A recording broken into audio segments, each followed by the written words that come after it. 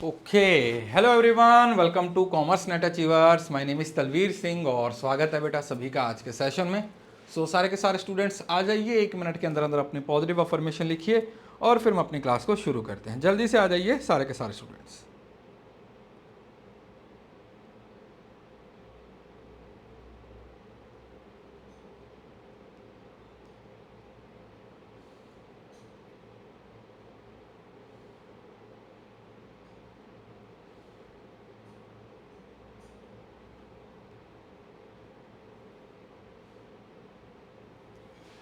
आ जाइए। कैसे हो सब लोग? बढ़िया। तो कल की क्लास में सारी चीज़ें समझ आ गई। कल हमने डिटेल में डिस्कस किया था। क्या? कल हमने सारा आपका जो बेसिक इंट्रोडक्शन होती है हम उसके बारे में बात की थी। कल की पीडीएफ अपडेट हो गई है। इसी कोर्स के अंदर आपको एक फोल्डर मिल जाएगा, पीडीएफ का फोल्डर। आप उसमें जाओगे तो वहाँ पे मिल जाएगी। पीडीएफ अपडेट कर दिया था, साथ ही साथ आपकी पीडीएफ अपडेट होती है तो आप उसको ज्वाइन कर सकते हैं। चलिए, तो आज हम शुरू करने वाले हैं utility analysis.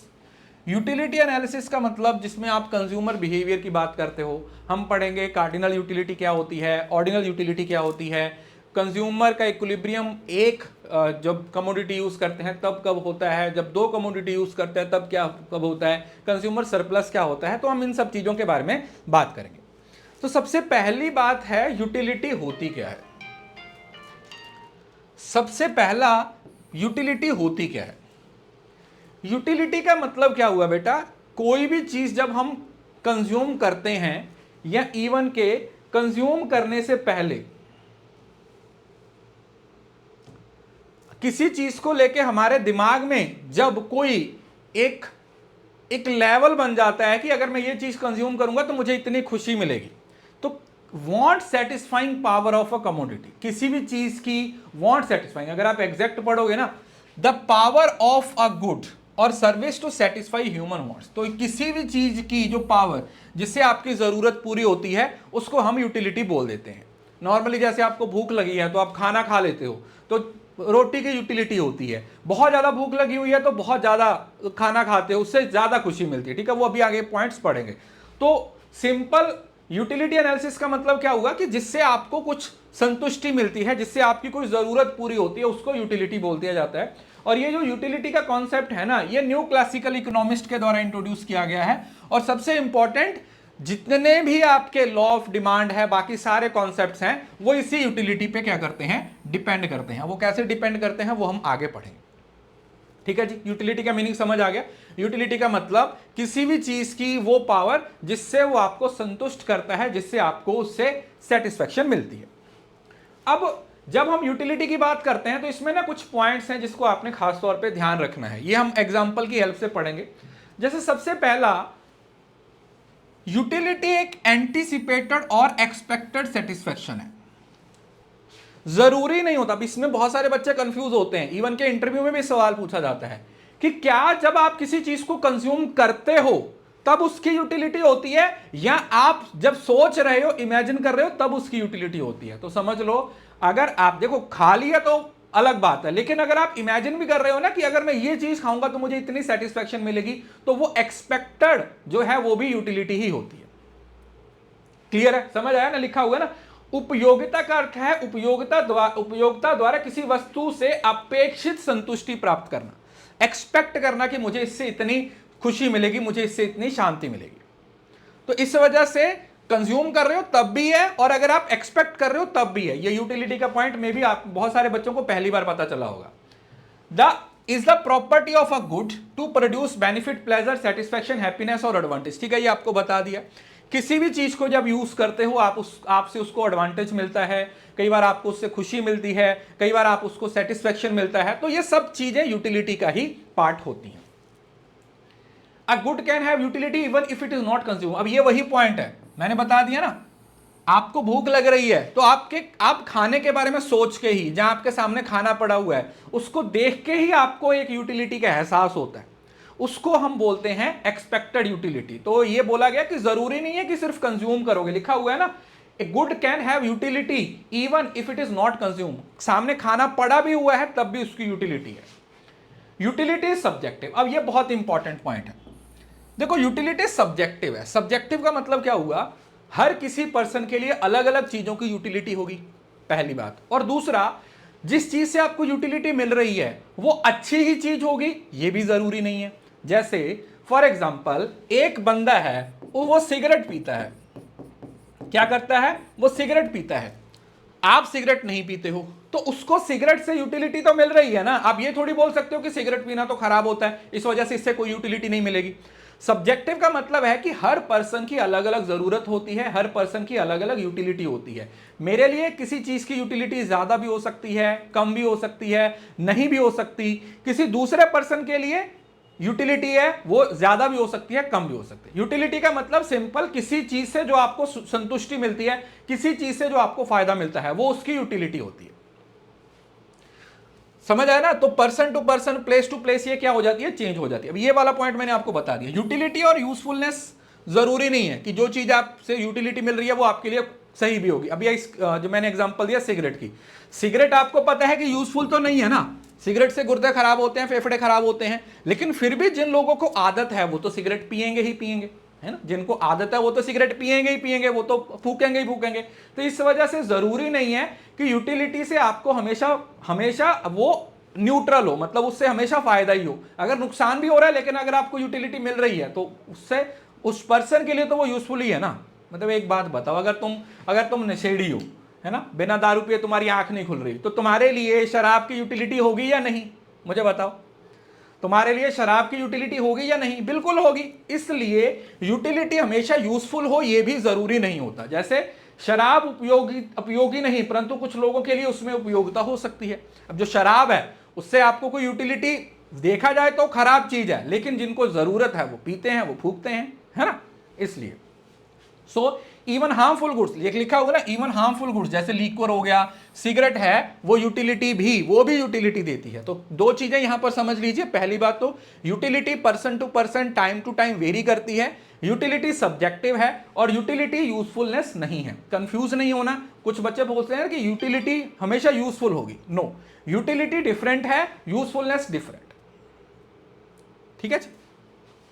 Therefore utility is ethical neutral, बता दिया ना कि यूटिलिटी का एथिक्स के साथ कोई लेना देना नहीं है, ठीक है। कोई चीज सही भी हो सकती है, कोई चीज गलत भी हो सकती है, तो इसको लेके आपने कोई वो नहीं सोचना है, ठीक है, कि भाई क्या होगा। एक सेकेंड,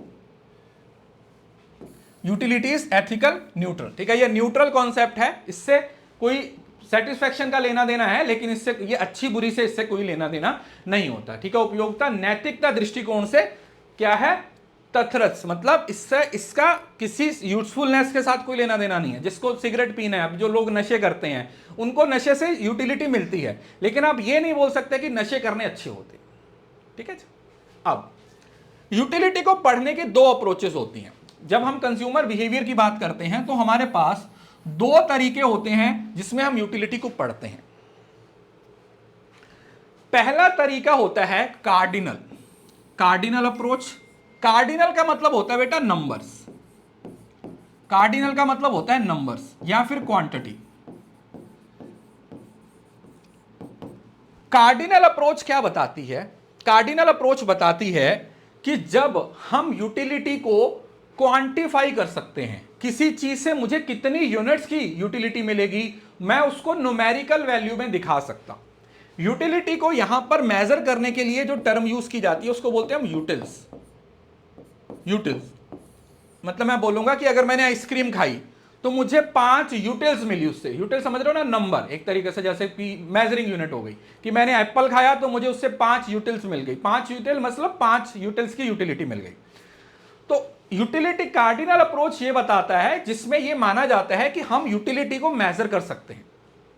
क्या कर सकते हैं बेटा, हम यूटिलिटी को मेजर कर सकते हैं। It can be measured in numbers. हम बता सकते हैं कि मैंने ये फलानी चीज खाई है, मैंने ये फलानी चीज कंज्यूम किया है, तो मुझे इससे कितनी यूटिलिटी मिलेगी। न्यूमेरिकली एक्सप्रेस किया जा सकता है। किसके द्वारा डेवलप किया गया था, this was developed by Alfred martial. और इस यूटिलिटी एनालिसिस को ही इस यूटिलिटी के अंदर ही हम law of diminishing marginal utility, law of equi marginal utility, या फिर सबसे इंपॉर्टेंट मार्जिनल यूटिलिटी एनालिसिस की स्टडी करते हैं। अभी इस पे स्टार लगा लीजिए, ठीक है, यही आपका टॉपिक है। इसके बाद जो हम पढ़ेंगे मार्जिनल यूटिलिटी वाला। Assume utility is quantified and additive. Additive का मतलब क्या होता है, एड ऑन होना, ठीक है, समझ रहे हो ना, कि पहली यूनिट से सपोज करो तुमने एक आइसक्रीम खाई तो तुम्हें 5 यूटिल्स मिली, दूसरी आइसक्रीम खाई तो उससे 5 मिली, तो अब टोटल कितनी हो गई, 5 5 10। तो ये कम्युलेटिव होती है। एडिटिव का मतलब होता है एड ऑन होती रहती है, एडिशन होती रहती है। एग्जाम्पल जैसे first Apple gives you 10 units, second Apple gives you 8 unit, तो टोटल यूटिलिटी कितनी हो जाएगी आपकी, 18 यूटिल्स। तो ये यूटिल वर्ड आप लोगों ने क्या करना है, याद रखना है। क्या याद रखना है बेटा, यूटिल्स, कि यहां पर नंबर में जब यूटिलिटी बताएंगे तो वो यूटिल्स होगी, कम्युलेशन होती रहती है। अब ये तो हो गया आपका जहां पर न्यूमेरिकल वैल्यू में यूटिलिटी को दिखाया जा सकता है। अब दूसरा है जिसको हम बोलते हैं ऑर्डिनल। अब ऑर्डिनल में हम इंडिफरेंस कर्व की स्टडी करते हैं। किसकी बात करते हैं, इंडिफरेंस कर्व की स्टडी करते हैं। अब इसके अंदर यह बोला गया है कि भाई यूटिलिटी को न्यूमेरिकल वैल्यू में नहीं दिखाया जा सकता है, आप सिर्फ अपनी पसंद की चीजों को प्रेफरेंस दे सकते हो, आप उनको रैंक दे सकते हो कि ये चीज मुझे ज्यादा पसंद है, इससे मुझे ज्यादा यूटिलिटी मिलेगी, ये वाली चीज से मुझे कम यूटिलिटी मिलेगी। समझ रहे हो ना, मतलब वो वाला क्वांटिटेटिव था, तो ये क्या हो जाएगा, ये एक तरीके से क्वालिटेटिव अप्रोच है। कौन सी अप्रोच है बेटा, ये क्वालिटेटिव अप्रोच है। तो ये क्या बोलता है, ये बोलता है कि यूटिलिटी को न्यूमेरिकली मेजर नहीं किया जा सकता, हम यूटिलिटी को नंबर्स नहीं दे सकते, हां हम अपने पसंद की चीजों को रैंक दे सकते हैं, हम उनको ऑर्डर में रख सकते हैं कि इस चीज से इतनी सेटिस्फेक्शन मिलेगी, इस चीज से इतनी खुशी मिलेगी। तो रैंक दिया जा सकता है, ऑर्डर दिया जा सकता है, लिखा हुआ ना। So instead it is measured bye ranking preference, preference को रैंक दिया जा सकता है। क्या किया जा सकता है, ये बोलता है कि प्रेफरेंस को रैंक दिया जा सकता है, आप उनको नंबर्स में नहीं दिखा सकते कि कितने नंबर से आपको कितनी यूटिलिटी मिलेगी इस नंबर से, ठीक है। तो ये तो सिंपल है।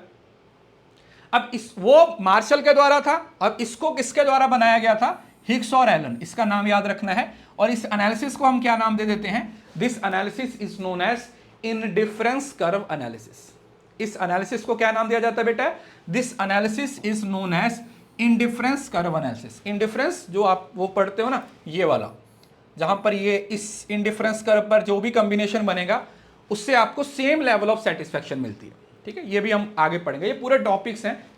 Like a consumer prefer bundle A over bundle B but not by how much. अब जैसे मैं बोलूं कि अच्छा तुम ये बताओ कि ये चॉकलेट है, ये चॉकलेट है, ये आइसक्रीम है, तो तुम्हें ज्यादा पसंद कौन सा है। तो अगर तुम्हें चॉकलेट ज्यादा पसंद होगा तो तुम चॉकलेट को रैंक 1 दे दोगे, और अगर तुम्हें आइसक्रीम ज्यादा पसंद है तो तुम आइसक्रीम को रैंक मतलब कम पसंद है तो 2 दे दोगे, अदरवाइज इसको रैंक 1 दे दोगे, इसको रैंक 2 दे दोगे। समझ आ गया। तो सिंपल है, यहां पर आप क्वांटिफाई नहीं करते, यहां पर आप रैंक दे सकते हो, यहां पर आप ये नहीं बता सकते कि किसी चीज से कितना मिल रहा है, आप बस रैंक दे सकते हो कि ये चीज मुझे इस वाली चीज से ज्यादा पसंद है, ठीक है, ये वाली चीज मुझे इस चीज से ज्यादा पसंद है। Law of diminishing marginal utility, देखो मार्जिनल यूटिलिटी एनालिसिस हो या डिमिनिशिंग मार्जिनल यूटिलिटी एनालिसिस हो, दोनों का सेम मतलब होता है, क्योंकि मार्जिनल का नेचर ही डिमिनिशिंग है। तो अगर आपसे पूछा जाए ना कि भाई डिमिनिशिंग मार्जिनल यूटिलिटी और मार्जिनल यूटिलिटी में क्या डिफरेंस है, देयर इज नो डिफरेंस। जो मार्जिनल यूटिलिटी है वही डिमिनिशिंग मार्जिनल यूटिलिटी होती है, ठीक है। अब जब हम यूटिलिटी की बात करते हैं मतलब किसी चीज से, तो कितने तरीके की यूटिलिटी होती है। सबसे पहले तो होती है बेटा इनिशियल यूटिलिटी, जब आप किसी चीज को पहली बार कंज्यूम किए, मतलब आप भूख लगी हुई है, आप घर में आए, आपने जो पहली रोटी खाई, ठीक है, पहली रोटी खाई, पहली रोटी खाने से जो आपको सेटिस्फेक्शन मिली फर्स्ट यूनिट से, उसको हम इनिशियल यूटिलिटी बोल देते हैं, राइट। जैसे first bite of pizza gives higher satisfaction, और आपको पता है इसका नेचर डिमिनिशिंग होता है, तो जो पहले सेटिस्फेक्शन मिलती है वो ज्यादा होती है, फिर धीरे धीरे धीरे धीरे कम होती जाती है, राइट। दूसरा होती है मार्जिनल। अब मार्जिनल का कॉन्सेप्ट आपको बहुत ज्यादा डिटेल में पढ़ना है, और आपने डेफिनेटली पढ़ा भी होगा। मार्जिनल का मतलब क्या होता है बेटा, मार्जिनल का मतलब होता है एडिशनल। ये था फर्स्ट यूनिट, कोई भी एक यूनिट यूज करने से जो आपको सेटिस्फेक्शन मिलती है उसको हम मार्जिनल यूटिलिटी बोलते हैं, राइट। किसी भी एक यूनिट को, जैसे देखा हुआ ना आपने सेकंड यूनिट से, मतलब मैं यहां पे बना देता हूं, रुको, समझाता हूं मार्जिनल यूटिलिटी का कॉन्सेप्ट क्या है, क्योंकि यही आपके एग्जाम में सबसे ज्यादा इंपॉर्टेंट है। आप तो दो अलग अलग कॉन्सेप्ट की बात कर रहे हो। एडिटिव का मतलब है ऐड ऑन है। अरे भाई जोड़ तो ऐड तो करेंगे ही ना, चाहे कम हो रही है लेकिन फिर भी ऐड तो करेंगे ही ना। एडिटिव अलग कॉन्सेप्ट है, डिमिनिशिंग अलग कॉन्सेप्ट है। जैसे 1 2 3 4 ये 4 यूनिट्स हैं। पहली यूनिट से आपको सपोज करो 20 यूनिट की यूटिलिटी मिली, फिर इसमें आपको 18 की मिली, इसमें आपको 15 की मिली और इसमें आपको 10 की मिली, राइट। तो ये लगातार क्या हो रही है, कम होती जा रही है। लगातार क्या होती जा रही है बेटा, कम होती जा रही है ना, कम होती जा रही है या नहीं। पहली यूनिट से सबसे ज्यादा यूटिलिटी मिलती है, इसी को आप डिमिनिशिंग मार्जिनल यूटिलिटी बोल देते हो, डीएमयू इसी को बोलते हैं। अब मार्जिनल यूटिलिटी क्या होती है, मार्जिनल होती है जब मैं एक एक्स्ट्रा यूनिट को कंज्यूम कर रहा हूं। पहली से दूसरी जो कंज्यूम किया तो मुझे 20 से 18 की यूटिलिटी हुई, तो मतलब यहां पर मेरी मार्जिनल यूटिलिटी -2 हो जाएगी। मैंने 2 यूनिट्स कम कंज्यूम की। फिर दूसरी और तीसरी में 18 से 15 है, तो यहां पर मेरी मार्जिनल यूटिलिटी कितनी हो जाएगी, 3 हो जाएगी। तो जो मार्जिनल यूटिलिटी होती है वो क्या होती है, एक यूनिट से जो यूटिलिटी मिलती है उसको मार्जिनल यूटिलिटी बोलते हैं। पहली यूनिट से जो यूटिलिटी मिलती है उसको हम कौन सी यूटिलिटी बोलते हैं, that utility is known as initial utility. और जो आप लोगों की सारी यूनिट्स को अगर मिला दिया जाए तो उसको हम कौन सी यूटिलिटी बोल देते हैं, that is known as total utility. ठीक है, अगर तुमने 5 रोटी खाई तो 5 रोटी से टोटल जो तुम्हें सेटिस्फेक्शन मिला वो तुम्हारी टोटल यूटिलिटी है। जैसे लिखा होगा ना, तुमने 2 एप्पल्स खाए, पहले में 10 था फिर 8 था, तो टोटल कितनी हो गई, 18 हो गई। क्लियर। तो ये 3 तरीके की यूटिलिटी होती है। कई बार ना इसके फॉर्मूले भी आपसे पूछ लिए जाते हैं, वो यहां पर मैं आपको मोटा मोटा बता देता हूं, उसके बाद थोड़ा सा हम इसको समझेंगे। देखो टोटल यूटिलिटी क्या होती है, तुमने जितनी यूनिट्स कंज्यूम की, टीयू जितनी यूनिट्स कंज्यूम की उन सबको ऐड कर दो, राइट। जैसे टोटल यूटिलिटी का मतलब क्या हुआ, तुमने जितनी यूनिट्स कंज्यूम की सबको ऐड कर दो। जैसे total utility is equal to marginal utility of 1, marginal utility of 2, marginal utility of 3। मतलब जैसे एग्जांपल बोल दिया जाए कि पहली यूनिट से आपको 10 यूनिट मिला, फिर आपको 12 मिला, फिर आपको 15 मिला, फिर आपको 8 मिला, तो अब इनको इकट्ठा कर दिया जाएगा। तो मतलब मार्जिनल यूटिलिटी के समीशन को ही टोटल यूटिलिटी बोल दिया जाता है। या जितनी भी यूनिट्स हैं उन सभी को इकट्ठा कर दिया जाए तो वो क्या बन जाता है, वो हमारा टोटल यूटिलिटी बन जाता है। उसको हम क्या बोल देते हैं, दैट इज मार्जिनल यूटिलिटी का टोटल इज टोटल यूटिलिटी। ये पहली यूनिट से कुछ मिला, फिर दूसरी से कुछ मिला, फिर तीसरी से कुछ मिला, और इस तरीके से जितनी यूनिट्स हैं उन सबको ऐड ऑन करते जाओ, सबको इकट्ठा कर दो, तो वो क्या बन जाएगी, टोटल यूटिलिटी। तो इसका फॉर्मूला अगर आ जाए तो ये वाला फॉर्मूला आपने याद रखना है, क्या, मार्जिनल यूटिलिटीज 1 2 3 4 सबको ऐड ऑन कर दो। मार्जिनल यूटिलिटी के 2 फॉर्मूला होते हैं, प्लीज इस पे बहुत ध्यान दीजिएगा। मार्जिनल यूटिलिटी के 2 फॉर्मूला होते हैं। मार्जिनल यूटिलिटी के 2 फॉर्मूले होते हैं, वो लिखो। मार्जिनल यूटिलिटी के 2 फॉर्मूले होते हैं, वो कौन से, देखो ध्यान से समझना। मार्जिनल यूटिलिटी, मुझे एक बात बताओ, मार्जिनल यूटिलिटी कौन सी यूनिट यूटिलिटी होती है, इनिशियल मतलब जो पहली यूनिट से मिली, इनिशियल मतलब जो पहली यूनिट आपने कंज्यूम की उससे जो आपको यूटिलिटी मिली। मार्जिनल का मतलब होता है एक यूनिट से मिलने वाली यूटिलिटी, है ना, एक यूनिट से मिलने वाली यूटिलिटी। तो मार्जिनल यूटिलिटी का फॉर्मूला कैसे निकलेगा, देखो सबसे पहले आपने लिख लेना total utility of N units. जितनी भी यूनिट्स आपने कंज्यूम की उसकी टोटल यूटिलिटी मालूम होनी चाहिए, और उसमें से टोटल यूटिलिटी n-1, ये सिंपल फॉर्मूला है। मतलब ये 10वीं यूनिट, ये 10 यूनिट से कितनी यूटिलिटी होने वाली है, और इससे हमें पता चल जाएगा कि 9वीं यूनिट से कितनी यूटिलिटी है। तो जो दोनों का गैप होगा वही आपका मार्जिनल यूटिलिटी होगा। उम्मीद करता हूं आप लोगों ने इस चीज को स्कूल टाइम पे, कॉलेज टाइम पे बहुत बार पढ़ा होगा, आपके टीचर्स ने आपको बहुत बार पढ़ाया होगा। मार्जिनल यूटिलिटी का पहला फॉर्मूला क्या होता है, total utility of n units minus total utility n-1। मतलब टोटल 10 यूनिट्स थी, 10 यूनिट्स की यूटिलिटी यहां पे लिख देंगे, 9 यूनिट्स की यूटिलिटी यहां पे लिख देंगे, और दोनों का जो गैप होगा उसको हम क्या बोल देते हैं, एक यूनिट की utility, that is marginal utility. और इसका एक और फॉर्मूला होता है, पेपर में फॉर्मूला पूछा जाता है कई बार, change in total utility divided by change in quantity. Change in total utility divided by change in quantity. बस ये दो फॉर्मूले आपने याद रखने, एग्जाम में कई बार आ जाता है। ये भी सेम ही रिजल्ट देगा। टोटल यूटिलिटी में चेंज होना मतलब सेम वही, यहां से यहां तक जो चेंज हुआ उसको डिवाइड कर देंगे जो आपकी क्वांटिटी में चेंज हुआ उसके साथ। ठीक है जी, ये दो फॉर्मूले हैं, वो आप लोगों को अपनी कॉपी पे लिख लेने हैं, क्योंकि यहां से कई बार सवाल बन जाता है, तो इसको आप दिमाग में बिठा लीजिए। इसकी एग्जाम्पल, ये एग्जाम्पल ही तो लिखी हुई है, और क्या है? मुझे एक बात बताइए, ये एग्जाम्पल नहीं लिखा हुआ तो क्या लिखा हुआ है? अच्छा, ये ऐसे नहीं समझ आता तो ये देख लो, चलो बताता हूं। पहली यूनिट, दूसरी यूनिट, तीसरी यूनिट, चौथी यूनिट। यहां पे यूटिलिटी मिली मुझे 15, यहां पे 10, यहां पे 8 और यहां पे 5। ठीक है, ये मार्जिनल यूटिलिटी है, ये लगातार कम होती जा रही है। ठीक है, ये क्या हो रही है? लगातार कम होती जा रही है। ये 3 से कम हुआ, ये 2 से कम हुआ, ये 3 से फिर से कम हुआ, इस तरीके से।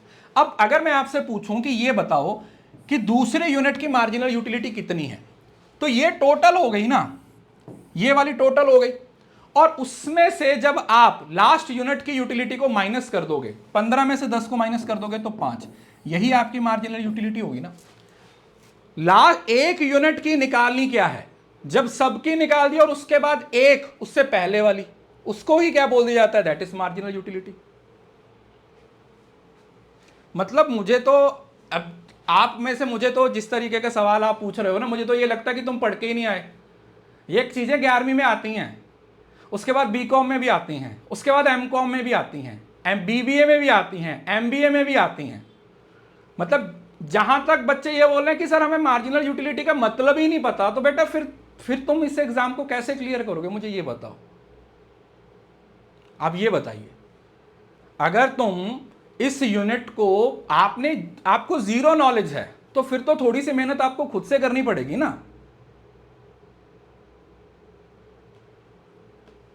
सर धीरे पढ़ाइए। अब इससे धीरे क्या पढ़ाऊं, मुझे आप ये बताओ। इससे धीरे पढ़ाऊंगा तो सिलेबस कब खत्म होगा आपका, ये बताइए। अब एक क्लास में एक टॉपिक तो मुझे खत्म करना ही है ना।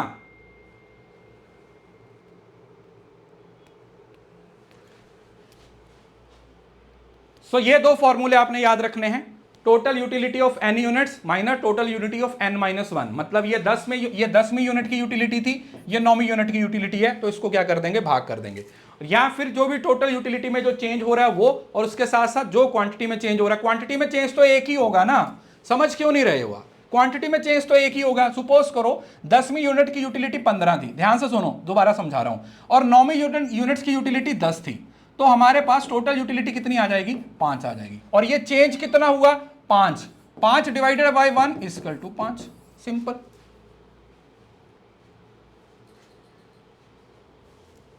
बेटा जिस तरीके से जितनी कम नॉलेज तुम्हें है, या जितने, मैं सोच रहा हूं कि जितना तुम पढ़ के आए हो, अगर तुम्हें मार्जिनल यूटिलिटी का मतलब ही नहीं पता ना, फिर तो बहुत मेहनत करनी पड़ेगी आपको इसके लिए। फिर तो मतलब आप ये समझ लीजिए, आप ऐसे आए हो कि आप बोलते हो कि नहीं नहीं सर सारा सिलेबस ही हम पढ़ेंगे। अरे भाई आपको बेसिक नॉलेज तो होनी ही चाहिए ना। बीकॉम में, एमकॉम में कुछ तो पढ़ के आए हो ना, सीधा 11वीं में तो नहीं पढ़ रहे हो ना। तो जिनको दिक्कत आ रही है, मैं फिर से बता रहा हूं, आप वीडियो को 2 बार देखिए। लाइव देख रहे हो, उसके बाद रिकॉर्डिंग भी देखिए। जितना डिटेल में, जितना आराम से मैं पढ़ाता हूं, कोई नहीं पढ़ाता। लोग आधे घंटे में ये पूरा टॉपिक खत्म करवा देते हैं। मेरी कोशिश होती है कि आपको हर चीज क्लियरली बताऊं। तो जो चीजें आप ऑलरेडी पहले बहुत बार पढ़ के आए हो, अब उसको और डिटेल में क्या पढ़ाऊं, मुझे ये बताइए। समझ आया? तो ये दो फॉर्मूले आप लोगों ने याद रखने होते हैं। चेंज इन टोटल यूटिलिटी, जो टोटल यूटिलिटी में यही जो इसका गैप होगा वही टोटल यूटिलिटी में होगा, क्योंकि क्वांटिटी में तो एक ही यूनिट चेंज हो रही है। एक ही यूनिट क्या हो रही है बेटा? चेंज हो रही है। अब हमने टोटल यूटिलिटी को समझ लिया, हमने मार्जिनल यूटिलिटी को पढ़ लिया। अब एग्जाम में एक सवाल आता है मार्जिनल यूटिलिटी का। एक चीज आपने याद रखनी है, जब भी मैं बात करूंगा टोटल यूटिलिटी और मार्जिनल, या इवन के मार्जिनल का कोई भी कॉन्सेप्ट हो, मार्जिनल का कोई भी कॉन्सेप्ट हो, आपने एक चीज समझना है, मार्जिनल का जो नेचर है वो सबसे डिफरेंट है। आपने अपनी कॉपी पे लिख लो, जो मार्जिनल का नेचर है, ये हर मार्जिनल का होगा, इसका डिफरेंट नेचर है टोटल से। कैसे वो मैं आपको समझाता हूं अभी। डिफरेंट नेचर है। डिफरेंट नेचर का मतलब क्या हुआ, चाहे एग्जाम में मार्जिनल यूटिलिटी आ जाए, मार्जिनल कॉस्ट आ जाए, मार्जिनल प्रोडक्शन आ जाए, या मार्जिनल रेवेन्यू आए, जहां पर मार्जिनल वर्ड आ गया वहां पर आपके दिमाग में एक चीज आ जानी चाहिए कि ये पॉजिटिव भी हो सकती है, ये नेगेटिव भी हो सकती है, और ये जीरो भी हो सकती है। अभी ये मैं आपको प्रूव भी करके दिखाऊंगा। मार्जिनल यूटिलिटी क्योंकि लगातार कम हो रही है, तो वो कम हो रही है, इसका मतलब वो पॉजिटिव भी है, वो नेगेटिव भी होगी एक पॉइंट पे, और वो एक पॉइंट पे जीरो भी होगी। वो क्या होगी, एक पॉइंट पे जीरो भी होगी। तो अगर मैं इसकी टाइप्स बताऊं तो ये हम एग्जांपल के थ्रू भी समझेंगे। पहले पॉजिटिव रहती है। पॉजिटिव का मतलब है कुछ यूनिट्स तक ये पॉजिटिव रहती है, कुछ यूनिट्स तक ये पॉजिटिव रहेगी। जब आगे चार्ट आएगा तो समझ आएगा। तो इस जब तक ये पॉजिटिव है तब तक हमारी ऐड ऑन होती जाएगी, हमारी मार्जिनल यूटिलिटी पॉजिटिव रहती है। फिर एक पर्टिकुलर पॉइंट पे आके ये जीरो हो जाती है। अब ये चार्ट से समझाऊंगा आपको। एक यूनिट पे आके ये क्या हो जाती है, जीरो हो जाती है। और एक पॉइंट और लिख लो, जहां पर मार्जिनल यूटिलिटी जीरो होती है वहां पर टोटल यूटिलिटी क्या होती है, मैक्सिमम होती है। अपनी कॉपी पे इस बात को लिख लीजिए, ये पेपर में बहुत बार पूछा गया है। ये भी प्रूव आगे करूंगा, ठीक है, टेंशन मत लो। प्रैक्टिकल वे में इससे आगे आएगी, जो चार्ट है उसमें समझ आएगा। एक ऐसा पॉइंट जहां पर मार्जिनल यूटिलिटी जीरो हो गई, मतलब अब आपको वो यूनिट को कंज्यूम करने से कोई भी सेटिस्फेक्शन नहीं मिल रहा, तो वो आपका सैचुरेशन पॉइंट आ गया। सैचुरेशन का मतलब वो आपका मैक्सिमम पॉइंट आ गया। अब इससे ज्यादा यूटिलिटी नहीं मिलेगी। अगर उससे भी ज्यादा कंज्यूम करोगे तो यूटिलिटी बढ़ने की बजाय घटनी शुरू हो जाएगी। और जब आप उसके बाद भी कंज्यूम करते रहते हो तो फिर आपकी यूटिलिटी क्या हो जाती है, नेगेटिव हो जाती है। उसके बाद क्या हो जाती है, आपकी यूटिलिटी नेगेटिव हो जाती है। समझ आ गया। अब ये मैं आपको चार्ट की हेल्प से समझाता हूं। जैसे इस चार्ट पे आओ, देखो ध्यान से समझना। ये आप लोगों का बर्गर की कंजम्पशन का चार्ट है। ध्यान से समझो। जब तुम कोई बर्गर कंज्यूम नहीं कर रहे थे तब तुम्हें कोई यूटिलिटी नहीं हो रही थी और कोई तुम्हें मार्जिनल यूटिलिटी नहीं हो रही थी, मतलब तुम कुछ कंज्यूम ही नहीं कर रहे। जब तुम कुछ कंज्यूम ही नहीं कर रहे हैं तो कुछ भी नहीं होता। जैसे ही तुमने पहली यूनिट को कंज्यूम किया, तो पहली यूनिट को कंज्यूम करने से तुम्हें टोटल यूटिलिटी कितनी मिली, 8 यूनिट्स की। इसमें एक और पॉइंट आपने याद रखना है, पहली यूनिट पे टोटल यूटिलिटी और मार्जिनल यूटिलिटी हमेशा बराबर होता है, क्योंकि एक ही यूनिट आपने कंज्यूम किया है, तो उससे जो सेटिस्फेक्शन मिली वही टोटल है और वही मार्जिनल है। उस यूनिट को कंज्यूम करने से जो सेटिस्फेक्शन मिली वही टोटल है, वही मार्जिनल है। तो याद रखिएगा, पहली यूनिट पे हमेशा टोटल यूटिलिटी और मार्जिनल यूटिलिटी क्या होती है बेटा, बराबर होती है। उसके बाद आप इसको चेंज किए जा रहे हो, एक बर्गर खाया, 2 बर्गर खाए, 3 बर्गर खाए, 4 बर्गर खाए। तो अगर आप यहां पर ध्यान से देखते हो तो ये लगातार रिड्यूस हो रही है, यस और नो। 8 यूनिट्स मिले, फिर 14, ये तो टोटल हो गई ना, मतलब पहली यूनिट से 8 मिले, फिर ये 6 मिले, तो 8 और 6 जो 14 हो जाएगा, ठीक है। उसी तरीके से 6 और 4 10 और 8 18, ये तीनों का टोटल है वो 18 हो जाएगा, ठीक है। क्योंकि एडिटिव नेचर है वो मैंने आपको बता दिया है, ये ऐड ऑन होती जाएगी। क्या होती जाएगी, ऐड ऑन होती जाएगी। समझ रहे हो ना, दोबारा बताता हूं। देखो, पहली यूनिट की मार्जिनल यूटिलिटी 8 यूनिट्स थी, तो उसमें टोटल यूटिलिटी भी 8 है। जैसे ही आपने दूसरी यूनिट को कंज्यूम किया तो मार्जिनल यूटिलिटी कितनी हो गई, 6, मतलब आपने 6 यूनिट्स को कंज्यूम किया, तो ये टोटल किसके बराबर हो गया, टोटल यूटिलिटी। उसके बाद फिर आपने 4 यूनिट्स को कंज्यूम किया, तो ये 8 से 14 और 4 18, तो ये हो गया। इस तरीके से ये टोटल होता है, कम्युलेटिव होती रहती है, ऐड होती रहती है। अब अगर आप ध्यान से देखते हो, इस पर्टिकुलर पॉइंट तक 4 तक आपकी मार्जिनल यूटिलिटी क्या है, पॉजिटिव है, पॉजिटिव है। उसके बाद ये वाला जो पॉइंट है 5वां नंबर, मतलब जैसे ही आपने 5वां बर्गर खाया तो यहां पर जितनी टोटल यूटिलिटी पहले थी उतनी ही यूटिलिटी अब भी है। तो इसका मतलब क्या हुआ, यहां पर मार्जिनल यूटिलिटी 0 हो गई। 0 क्यों हो गई, क्योंकि चौथी यूनिट पे भी 20 यूनिट है टोटल यूटिलिटी और 5वीं यूनिट्स पे भी 20 है, तो क्या हो गया, 0 हो गया।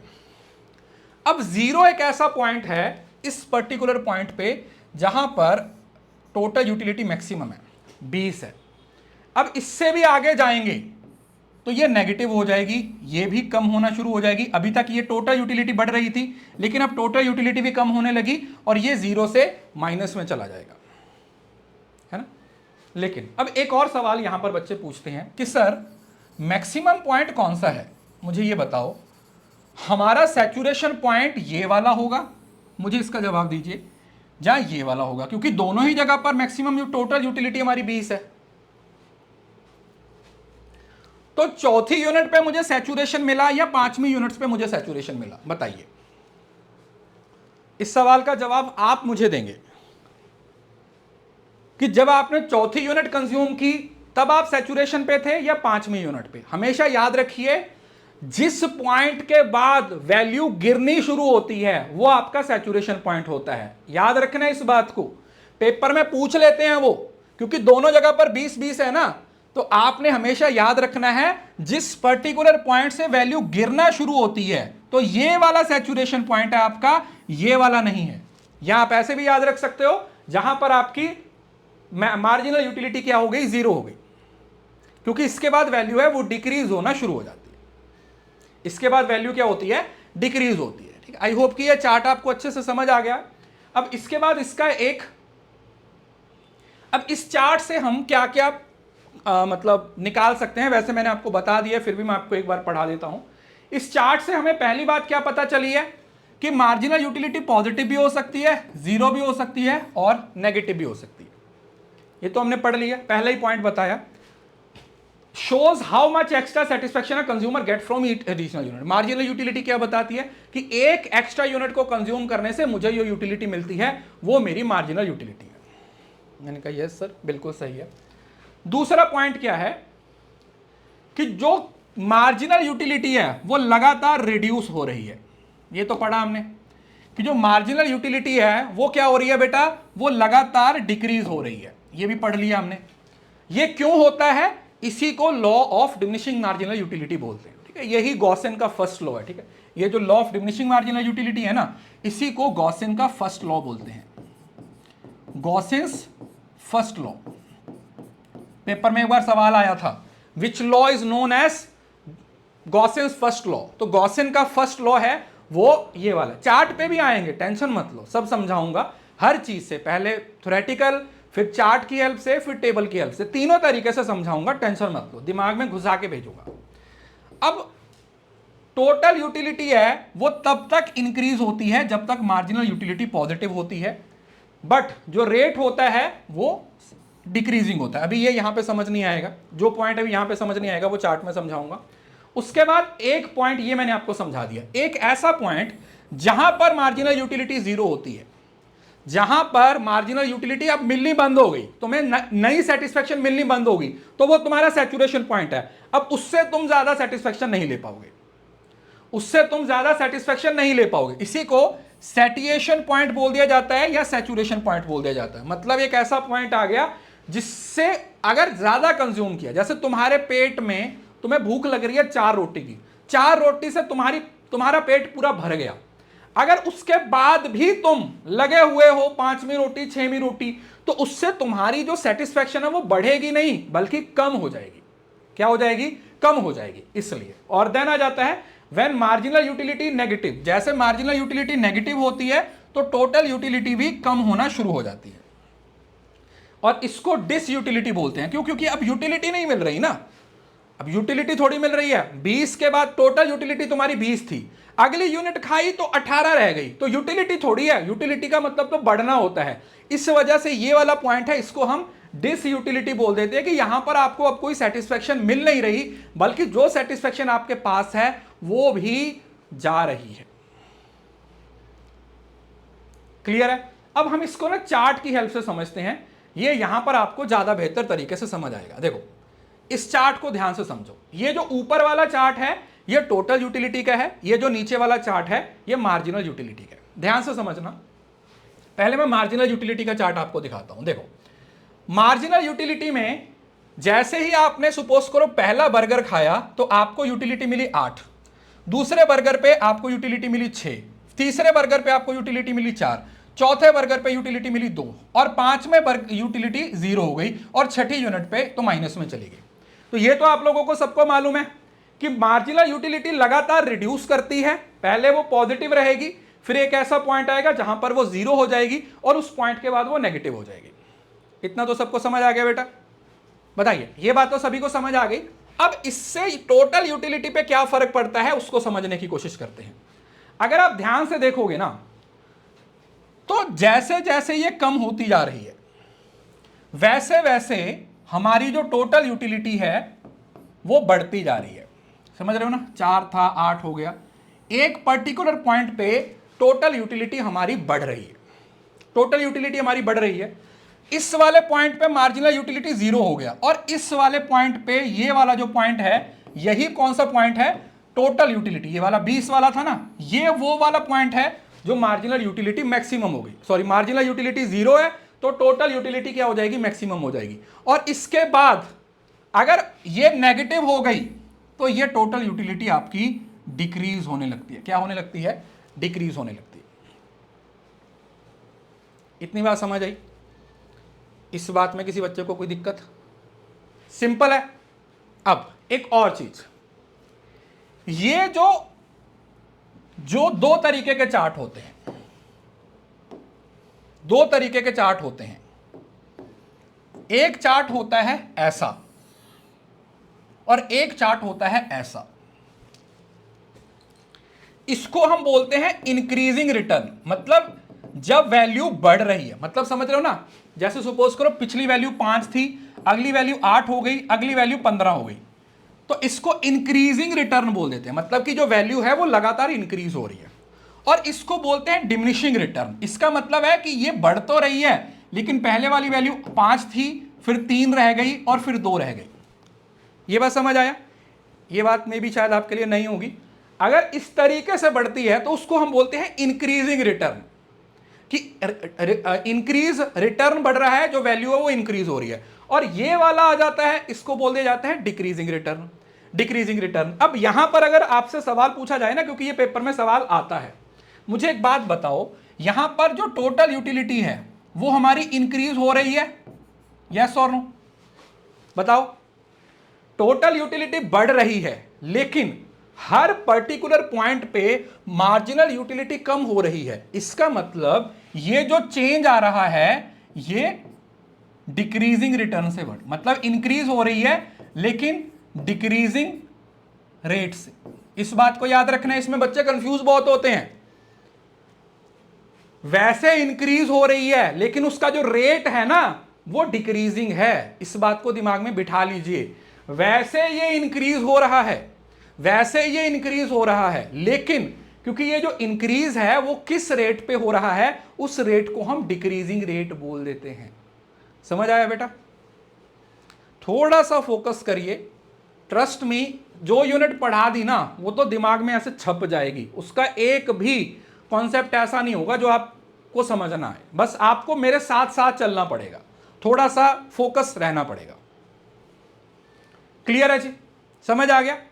तो अब अगर मैं इसके रिलेशन की बात करूं, जब टोटल यूटिलिटी, सॉरी, अगर हम इसका एक चार्ट बना दें, चार्ट इन द सेंस कि अगर हम इसको ऐसे समझें कि जो मेरी मार्जिनल यूटिलिटी है, जो मेरी इसके बेसिस पे मैं बनाऊं कि जो मेरी मार्जिनल यूटिलिटी है, मार्जिनल यूटिलिटी है जब वो बढ़ रही है, मतलब मार्जिनल यूटिलिटी वैसे तो बढ़ ही रही है ना, मतलब वैसे उसकी वैल्यू कम हो रही है लेकिन वो बढ़ रही है। क्लियर है? तो मार्जिनल यूटिलिटी है जब वो इंक्रीज हो रही थी, तो टोटल यूटिलिटी भी क्या हो रही थी? इंक्रीज हो रही थी एट द डिक्रीजिंग रेट। जैसे ही मार्जिनल यूटिलिटी मेरी 0 हो गई, जैसे ही मेरी मार्जिनल यूटिलिटी 0 हो गई तो मेरी टोटल यूटिलिटी क्या हो जाएगी? मैक्सिमम हो जाएगी।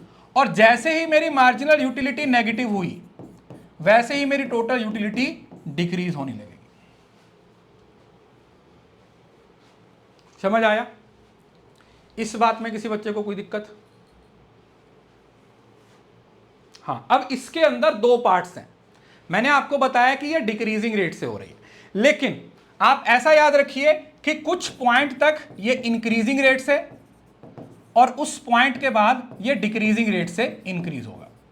सिर्फ डिक्रीजिंग रेट नहीं होता इसमें इंक्रीजिंग रेट भी होता है। तो ये दोनों रेट्स के थ्रू चेंज होता है। इंक्रीजिंग रेट भी होता है, शुरू में स्टार्ट में इंक्रीजिंग होता है, बाद में डिक्रीजिंग रेट होता है। ये बात आपने याद रखनी है, ठीक है, कि सिर्फ डिक्रीजिंग नहीं है, शुरुआत में इंक्रीजिंग है, कुछ देर तक इंक्रीजिंग है, उसके बाद फिर डिक्रीजिंग रेट में चला जाता है। ठीक है जी। तो ये टोटल यूटिलिटी और मार्जिनल यूटिलिटी का क्वेश्चन बहुत बार आपको इस रिलेशन के बेसिस पे आपको पेपर में पूछा जाता है, और उसके लिए ये चार्ट आपके दिमाग में फिट होना चाहिए। इस चार्ट से ही आपका सवाल बन जाएगा। ठीक है जी, आई थिंक हो गया है। ये वाला था लास्ट। अब एक और चीज इसमें जो लिखा हुआ है, marginal utility is the slope of total utility.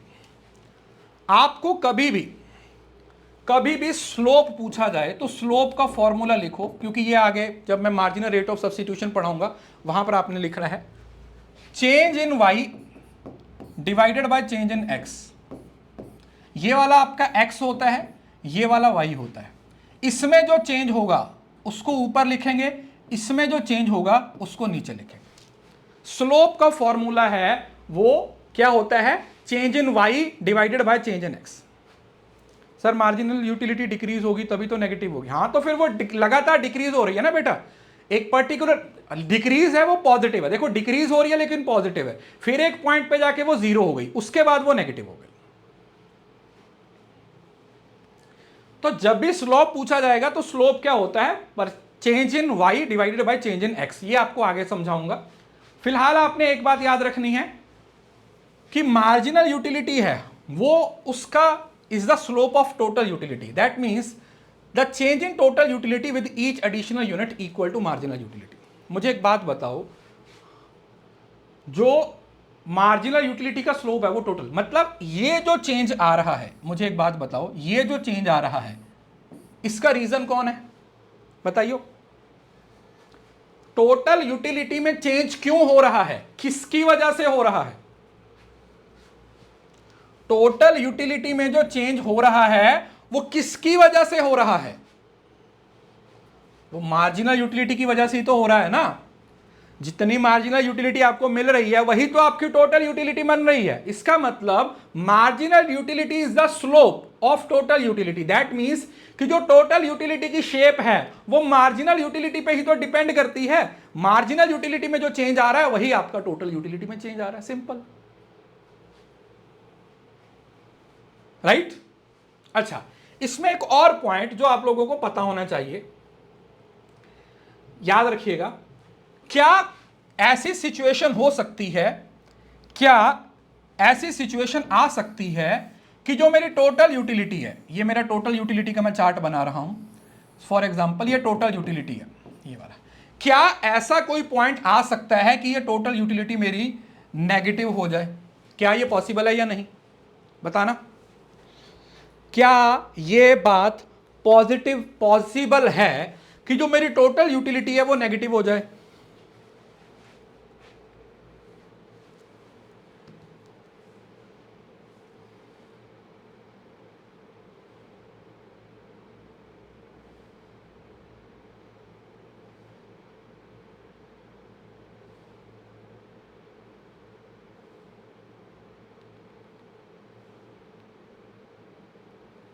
नहीं, कभी नहीं।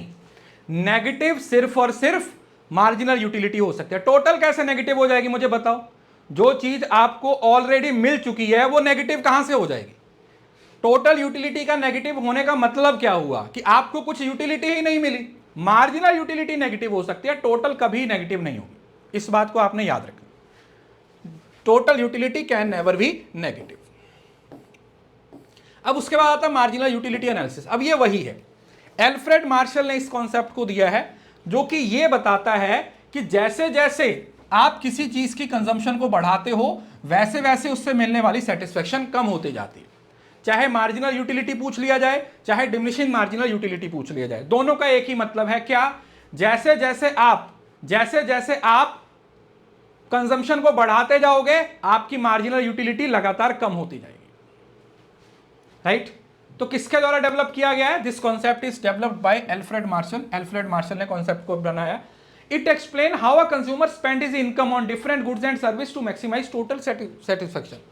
अब मैंने आपको बताया कि इन सभी में एक कॉन्सेप्ट बहुत कॉमन है, उस कॉन्सेप्ट को क्या नाम दिया जाता है? That is rational consumer. पढ़ते हो ना, रैशनल कंज्यूमर। अब रैशनल कंज्यूमर क्या होता है, कल बताया था। रैशनल कंज्यूमर का मतलब एक ऐसा कंज्यूमर जो हर डिसीजन सोच समझ के लेता है। तुम्हारे पास 100 रुपए हैं, तो तुम 100 रुपए को ऐसे खर्च करना चाहोगे कि तुम्हें जो मिलने वाली टोटल यूटिलिटी है वो मैक्सिमम है। मतलब मेरी कोशिश तो यही रहेगी ना कि मेरे पास अगर 100 रुपए हैं तो मैं उससे कोई ऐसी चीज खरीदूं जिससे मुझे सबसे ज्यादा खुशी मिले। यस, तो वही अजम्पशन यहां पे मान के चल रहे हैं कि कंज्यूमर अपने पैसे को ऐसे अलग अलग चीजों पे खर्च करेगा ताकि उसको मिलने वाली टोटल सेटिस्फेक्शन है वो सबसे ज्यादा हो, उसको मिलने वाली जो टोटल सेटिस्फेक्शन है वो सबसे ज्यादा रहे। इसको बोल दिया जाता है कि भाई मार्जिनल यूटिलिटी है वो कम होती जाती है लगातार। लिखा हुआ ना, ये बताता है कि उपभोक्ता अपने आय को विभिन्न वस्तुओं में, क्योंकि एक और चीज समझ लीजिए, जो तुम्हारे पास पैसा है तुम उससे एक ही चीज तो नहीं खरीदोगे ना। तुम्हारे पास जो अगर 1000 रुपए है तो उससे एक ही चीज खरीद लोगे क्या? नहीं बेटा, उससे तुम अलग अलग चीजें खरीदोगे, और इन अलग अलग चीजों को आप इस तरीके से खरीदने की कोशिश करोगे कि इन सभी की जो टोटल यूटिलिटी, अगर इन सभी की यूटिलिटी को जोड़ दिया जाए तो मेरे को मिलने वाली यूटिलिटी मैक्सिमम होनी चाहिए। सर डिफरेंस बिटवीन मार्जिन, देखो मार्जिनल यूटिलिटी और डिमिनिशिंग मार्जिनल यूटिलिटी एक ही चीज है। मार्जिनल यूटिलिटी बोल दिया जाएगा 1 यूनिट की यूटिलिटी, वो भी लगातार डिक्रीज ही हो रही है, तो लगातार यूनिट्स को कंज्यूम करोगे तो वो डिमिनिशिंग मार्जिनल यूटिलिटी हो जाएगा। समझ आया? तो दोनों एक ही हैं, अलग देखा जाए तो कॉन्सेप्चुअली सेम है, बस रिप्रेजेंटेशन है वो अलग हो जाएगी। अब ये आ गया law of diminishing marginal utility. इसी को गॉसिन का फर्स्ट लॉ बोलते हैं। इसी को क्या बोलते हैं बेटा? This is known as Gossen's first law. ये कौन सा लॉ है? इसको गॉसिन का फर्स्ट लॉ बोलते हैं, law of diminishing marginal utility. और वेरी इंपॉर्टेंट, एग्जाम में सबसे ज्यादा सवाल इसी से आते हैं। आपके एग्जाम में सबसे ज्यादा सवाल इसी टॉपिक से आते हैं। आपके एग्जाम में सबसे ज्यादा सवाल मार्जिनल यूटिलिटी से आते हैं, इस पर्टिकुलर टॉपिक से, डिमिनिशिंग मार्जिनल यूटिलिटी। तो अब ये मैं आपको ऑलरेडी बता चुका हूं। डिमिनिशिंग मार्जिनल यूटिलिटी क्या बताती है? A person consume more units of good. जैसे जैसे आप अपनी कंजम्पशन बढ़ाओगे तो जो मार्जिनल प्रोडक्शन है, सॉरी मार्जिनल यूटिलिटी है, वो आपकी क्या होगी? हर यूनिट के साथ, सक्सेसिव यूनिट्स के साथ डिक्रीज होगी। वो हम ऑलरेडी पढ़ चुके हैं, बता दिया है। जैसे जैसे यूनिट्स को कंज्यूम करते जाओगे वैसे वैसे उसकी जो सेटिस्फेक्शन है वो कम होती जाएगी। 8 थी, फिर 7 रह जाएगी, फिर 5 रह जाएगी, फिर 3 रह जाएगी, फिर 2 रह जाएगी, फिर 0 हो जाएगी, इवन कि उसके बाद नेगेटिव भी हो जाएगी। तो ये सिंपल लॉ ये बताता है कि जैसे जैसे आप सेटिस्फेक्शन, अपनी कंजम्पशन को बढ़ाते जाओगे तो आपकी मार्जिनल यूटिलिटी लगातार कम होती जाएगी। जैसे इसमें एग्जांपल लिखा हुआ है, जब आपने पहली रोटी खाई तो उससे आपको हाई सेटिस्फेक्शन मिली, लेकिन जैसे ही दूसरी रोटी खाई तो उससे और कम सेटिस्फेक्शन मिली, और जब चौथी पांचवी रोटी पे पहुंच गए फिर तो या तो बिल्कुल ही लो हो गई या फिर जो यूटिलिटी है वो 0 ही होगी। 4 रोटी में आपका पेट भर गया, 4 रोटी खाई, 4 से पेट भर गया, लेकिन उसके बाद भी एक ठूस दी, तो उससे सेटिस्फेक्शन नहीं है, उससे यूटिलिटी नहीं मिलेगी। उससे क्या मिलेगा? जब यूटिलिटी, टोटल यूटिलिटी बढ़ने की बजाय कम होने लगती है तो उसको हम डिस यूटिलिटी बोलते हैं। उसको क्या नाम दिया जाता है? That is known as disutility. उसको डिस यूटिलिटी बोल दिया जाता है क्योंकि अब वो यूटिलिटी नहीं रही है। यूटिलिटी का मतलब है जो चीज से आपको फायदा हो। अब यहां पर फायदा थोड़ी हो रहा है, अब यहां तो नुकसान होना शुरू हो गया है। क्लियर है? तो ये इसका सिंपल है। अब इसके कुछ अजम्पशन है, ये अजम्पशन आपको हर जगह पे देखने को मिलती हैं जहां पर हम कार्डिनल अप्रोच की बात करते हैं। ठीक है, ये दोनों किसका पार्ट है बेटा? ये कार्डिनल अप्रोच, सॉरी हाँ, कार्डिनल के अंडर पढ़ते हैं हम। कार्डिनल अप्रोच ही आपका यूटिलिटी एनालिसिस है।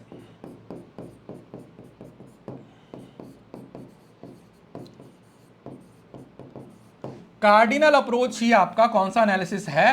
कार्डिनल अप्रोच ही आपका यूटिलिटी एनालिसिस होता है। ठीक है जी। अब इसकी अजम्पशन क्या है, फटाफट से पढ़ते हैं। सबसे पहले तो वही रैशनैलिटी। फर्स्ट अजम्पशन क्या है? रैशनैलिटी। रैशनैलिटी का मतलब कि जो कंज्यूमर है वो सोच समझ के डिसीजन लेता है, कितना पैसा खर्च करना है, कैसे पैसा खर्च करना है, हर चीज वो सोच समझ के कर रहा है। सो उसका मेन एम क्या है कि वो अपनी सेटिस्फेक्शन को बढ़ाना चाहता है। पहली बात, डिसयूटिलिटी 0 पे होगा या उसके बाद? 0 के बाद होगा। दूसरा, कार्डिनल मेजरमेंट ऑफ यूनिट्स। तो हम यहां पर जो यूटिलिटी मिल रही है उसको नंबर में मेजर कर सकते हैं, मेजरेबल इन नंबर्स। और इसके लिए जो यूनिट यूज होती है उसको क्या बोल दिया जाता है, दैट इज यूटिल्स। ठीक है, जैसे केजी होता है ना, किलोग्राम, लीटर। तो यूटिलिटी को मेजर करने के लिए, यूटिलिटी को मेजर करने के लिए जो यूनिट यूज की जाती है उसको यूटिल बोला जाता है। सर ये मार्जिनल यूटिलिटी का ही टॉपिक है, ये मार्जिनल यूटिलिटी के अंदर ही लिखा हुआ है ना। डिफरेंट गुड्स से हमें जितनी भी सेटिस्फेक्शन मिलती है उसको हम न्यूमेरिक वैल्यू में दे देते हैं, कि उसको एक नंबर दे देते हैं कि इतनी यूटिलिटी हमें मिलने वाली है। तीसरा, money is the measuring rod of utility. इसका मतलब क्या हुआ कि जो यूटिलिटी को मेजर किया जाएगा, देखो बिल्कुल सिंपल भाषा में समझना है। कार्डिनल के अंदर डिमिनिशिंग मार्जिनल यूटिलिटी और इक्वी मार्जिनल यूटिलिटी आता है। आप ऐसा समझ लीजिए कि जो कार्डिनल अप्रोच है ना, इसके अंदर हम टोटल यूटिलिटी को पढ़ते हैं और दो टॉपिक होते हैं, एक law of diminishing marginal utility होता है और दूसरा law of equi marginal utility होता है। समझ आया? तो मार्जिनल पार्ट है कार्डिनल अप्रोच का। अब इसका मतलब क्या हुआ, utility is measured by how much money a person is willing to pay for a unit of good.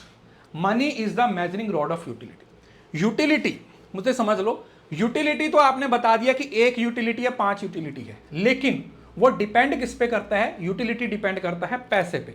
जितना तुम पैसा खर्च कर रहे हो यूटिलिटी उस पर डिपेंड करती है। बस इतनी बात याद रखनी है, ज्यादा डिटेल में नहीं जाना है। क्या याद रखना है कि यूटिलिटी किस चीज पे डिपेंड करती है, कितना पैसा खर्चने के लिए आप तैयार हो, उस पर आपकी यूटिलिटी डिपेंड करती है।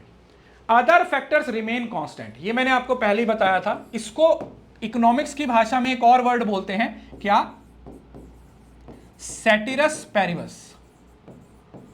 क्या बोलते हैं, सेटिरस पैरिबस। सेटिरस पैरिबस का मतलब क्या होता है, अदर फैक्टर्स रिमेन कांस्टेंट। अच्छा, इसमें एक और अजम्पशन होती है, इसी के अंदर लिख लो, मनी की जो मार्जिनल यूटिलिटी होती है, marginal utility of money is constant. Marginal utility जो मनी की होती है, इसमें एक और पॉइंट लिखो, ये समझाता हूं क्या होता है। मार्जिनल यूटिलिटी ऑफ मनी है वो भी कांस्टेंट रहती है।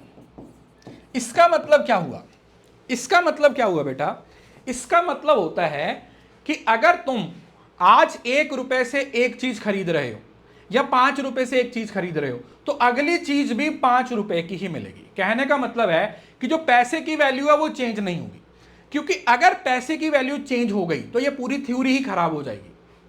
इस वजह से दो चीजें, पहली तो आपकी यूटिलिटी किस पे डिपेंड करती है, जितना पैसा आप खर्च करने के लिए तैयार हो, और दूसरा पैसे की यूटिलिटी हमेशा कांस्टेंट होती है। हम ये मान के चलते हैं कि पैसे की वैल्यू नहीं बदलेगी। अगर एक बर्गर मुझे 20 रुपए का मिल रहा है तो दूसरा बर्गर खरीदने के लिए भी मुझे 20 रुपए ही खर्चने पड़ेंगे, तीसरा बर्गर खरीदने के लिए भी मुझे 20 रुपए ही खर्चने पड़ेंगे। ऐसा नहीं है कि पहला बर्गर 20 का था तो अगला 25 का हो जाएगा, नहीं, पहले वाला अगर 20 में मिल गया तो दूसरे वाला भी 20 में मिल जाएगा। क्यों? क्योंकि जो मार्जिनल यूटिलिटी पैसे की है वो बराबर है, मनी की जो वैल्यू है वो कांस्टेंट है, मनी की वैल्यू चेंज नहीं होगी।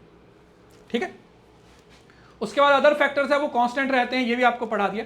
अब आता है एक और बहुत अच्छा point, continuity in consumption. Continuity in consumption का मतलब क्या हुआ, आप जो भी कंज्यूम कर रहे हो ना उसको लगातार कंज्यूम करें। ऐसा नहीं है कि एक रोटी सुबह खाई थी, दूसरी रोटी 1 घंटे के बाद खा रहे हो, तीसरी रोटी शाम को खा रहे हो और फिर उसकी यूटिलिटी मेजर कर रहे हो। नो, जो भी कंज्यूम कर रहे हो, अभी खा रहे हो तो एक रोटी अभी खाओगे, जैसी खत्म होगी दूसरी शुरू कर दोगे, जैसी खत्म होगी तीसरी शुरू कर दोगे। ऐसा नहीं है कि रोटी है उसकी आप जो मतलब जो भी कंज्यूम कर रहे हो उसमें इतना गैप हो गया कि आप फाइंड ही नहीं कर पाओगे।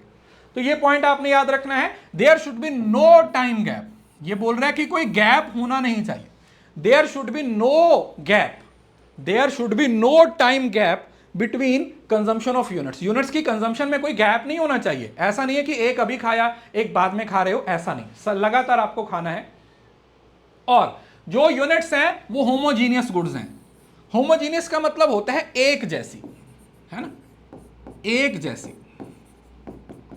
इसका मतलब एक जैसी, इसका मतलब क्या हुआ, अगर तुम रोटी खा रहे हो, सपोज करो तुमने 1 2 3 4 रोटी खाई, तो चारों रोटी एक जैसी होनी चाहिए, मतलब उसी आटे की बनी होनी चाहिए, उसी साइज की होनी चाहिए। ऐसा नहीं है कि पहले रोटी खाई थी वो गेहूं की खाई, दूसरी रोटी जवार की खा रहे हो, तीसरी रोटी बाजरे की खा रहे हो और बोल रहे हो रोटी ही खा रहा हूं। नहीं, जो यूनिट्स आप कंज्यूम कर रहे हो, 2 पॉइंट बन गए। पहली तो लगातार कंज्यूम करनी है, और जो कंजम्पशन होनी चाहिए वो एक जैसी यूनिट्स की ही होनी चाहिए। ऐसा नहीं है कि अभी कुछ और कंज्यूम, ये वाली रोटी है वो अलग है, दूसरी अलग है। तो यूनिट्स का होमोजीनियस होना, आइडेंटिकल होना बहुत जरूरी है।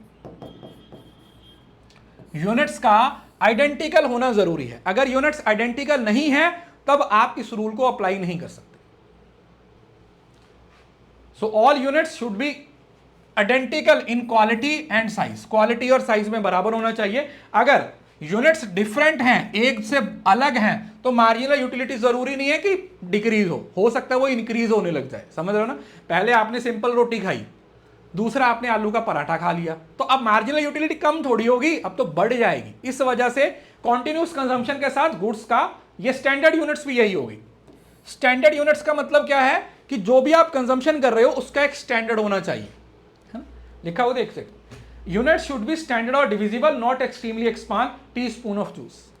अब आप जूस का पैरामीटर क्या है? अब एक गिलास पियोगे ना तो गिलास एक यूनिट है, लेकिन अगर आप एक गिलास को चम्मच से पी रहे हो, एक चम्मच पिया फिर दूसरा, फिर तो सेटिस्फेक्शन बढ़ेगी ना, फिर कम थोड़ी होगी।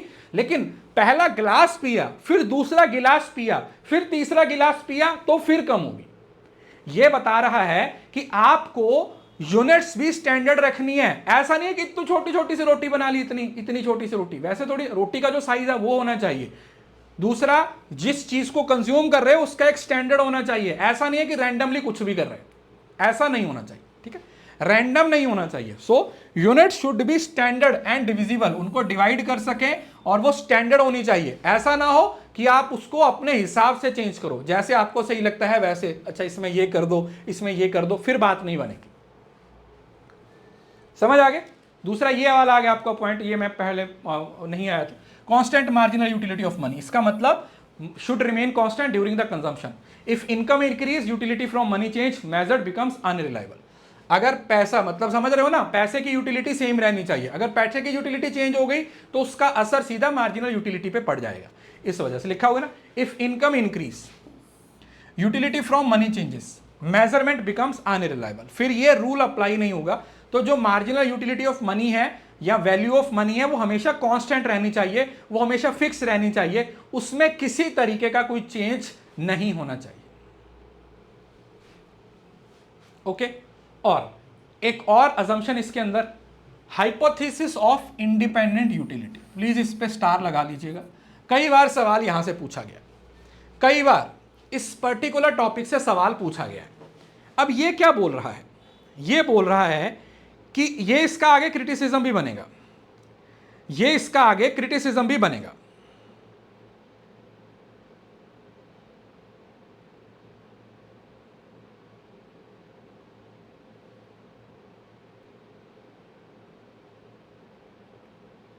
एक सेकेंड,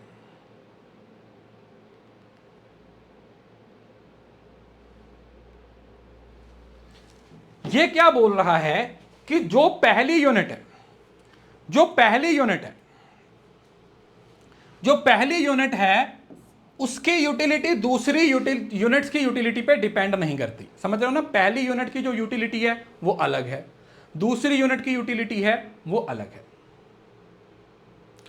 पीडीएफ देखो, जो पढ़ाऊंगा उसके बाद ही तो प्रोवाइड करूंगा ना, पहले कैसे दे दो मुझे ये बताओ। आप खुद से थोड़ी ना पढ़ लोगे, जब मैं टॉपिक पढ़ाऊंगा उसके बाद ही तो। सिस्टम तो यही होता है ना। ऐसे तो मैं सारी पीडीएफ अपडेट कर दूं पहले ही, बोल दूं कि खुद ही पढ़ लेना, ये पॉसिबल नहीं हो पाएगा बेटा। जो यहां पढ़ाया जाएगा उसी की पीडीएफ आपको उस दिन प्रोवाइड की जाएगी, ठीक है? तो टोटल यूटिलिटी है वो सारी यूटिलिटी का टोटल होता है। मतलब मैंने अगर 10 यूनिट्स को कंज्यूम किया है तो 10 यूनिट से मुझे ये यूटिलिटी मिल रही है, 10 यूनिट से जो यूटिलिटी मिल रही है वो मेरी टोटल यूटिलिटी है। लेकिन हर यूटिलिटी है वो दूसरी यूटिलिटी पे डिपेंड नहीं करती। पहली यूनिट से जो यूटिलिटी मिली है उसका दूसरी यूनिट की यूटिलिटी के साथ कोई कनेक्शन नहीं है। So that is independent utility. अब ये इसका क्रिटिसिज्म इस वजह से बनता है जब हम कॉम्प्लीमेंटैलिटी, जब हमारे पास कॉम्प्लीमेंट्री गुड्स होती है ना। अच्छा, कॉम्प्लीमेंट्री गुड्स कौन सी होती हैं? जिनको एक साथ इस्तेमाल किया जाता है। अच्छा ये कॉम्युलेटिव है तो इंडिपेंडेंट, इंडिपेंडेंट का मतलब डिपेंड थोड़ी कर रही है। ऐसा थोड़ी है कि पहली रोटी से जो यूटिलिटी मिलेगी उससे दूसरी यूटिलिटी पे कोई असर पड़ेगा। दे आर इंडिपेंडेंट, मतलब कॉम्प्लीमेंट नहीं कर सकते। अब ये नहीं बोल सकते कि कॉम्प्लीमेंट कर रही हैं एक दूसरे को, they are different, independent of each other. Hypothesis of independent utility. Complementary goods जिनको एक साथ इस्तेमाल किया जाता है, जैसे कार और डीजल या कार और पेट्रोल, पेन और इंक, मोबाइल और चार्जर, कॉम्प्लीमेंट्री। तो ये कॉम्प्लीमेंट्री गुड्स पे रूल अप्लाई नहीं होता, ये कॉम्प्लीमेंट्री गुड्स पे रूल अप्लाई नहीं होता। अरे भाई जिसमें वीडियो मिलेगा उसी में फोल्डर बना हुआ है, उसी में पीडीएफ मिलेगा। अब हमारा जो नेक्स्ट टॉपिक है वो ये वाला आप लोगों को बताता हूं, इसको बोलते हैं, पहले लिमिटेशंस पढ़ लेते हैं, ठीक है, थोड़ा सा लिमिटेशन भी पढ़ लेते हैं। अभी तक हमने पढ़ लिया कि यूनिट्स हैं वो क्या क्या होने चाहिए, ठीक है, रूल तो ये पढ़ लिया। अब आएगा कि जो इस लॉ की लिमिटेशंस क्या हैं। देखिए एक चीज और याद रखना, किसी भी थ्योरी को जब आप पढ़ते हो, इसको अपनी कॉपी पे नोट डाउन कर लो, किसी भी थ्योरी की जो अजम्पशंस होती हैं, देखो अजम्पशन का मतलब क्या होता है कि भैया हमने ये अज्यूम किया है, ऐसा होगा या नहीं होगा वो तो अलग बात है ना, यही हुआ ना, हमने तो ये सिर्फ अज्यूम किया है, अब वैसा होगा या नहीं होगा उससे कोई लेना देना नहीं है। तो अजम्पशन का मतलब ही ये है कि हम मान लेते हैं, अजम्पशन का मतलब है कि हम मान लेते हैं। तो जब आप किसी चीज को मान लेते हो तो उसके अंदर चीजें सही भी होती हैं और गलत भी होती हैं। और जब भी किसी थ्योरी को क्रिटिसाइज किया जाता है, किसी भी चीज को क्रिटिसाइज किया जाता है, किसी भी चीज का क्रिटिसिज्म किया जाता है, तो वो किस पे डिपेंड करता है, वो उसकी अजम्पशंस पे डिपेंड करता है। समझ आया?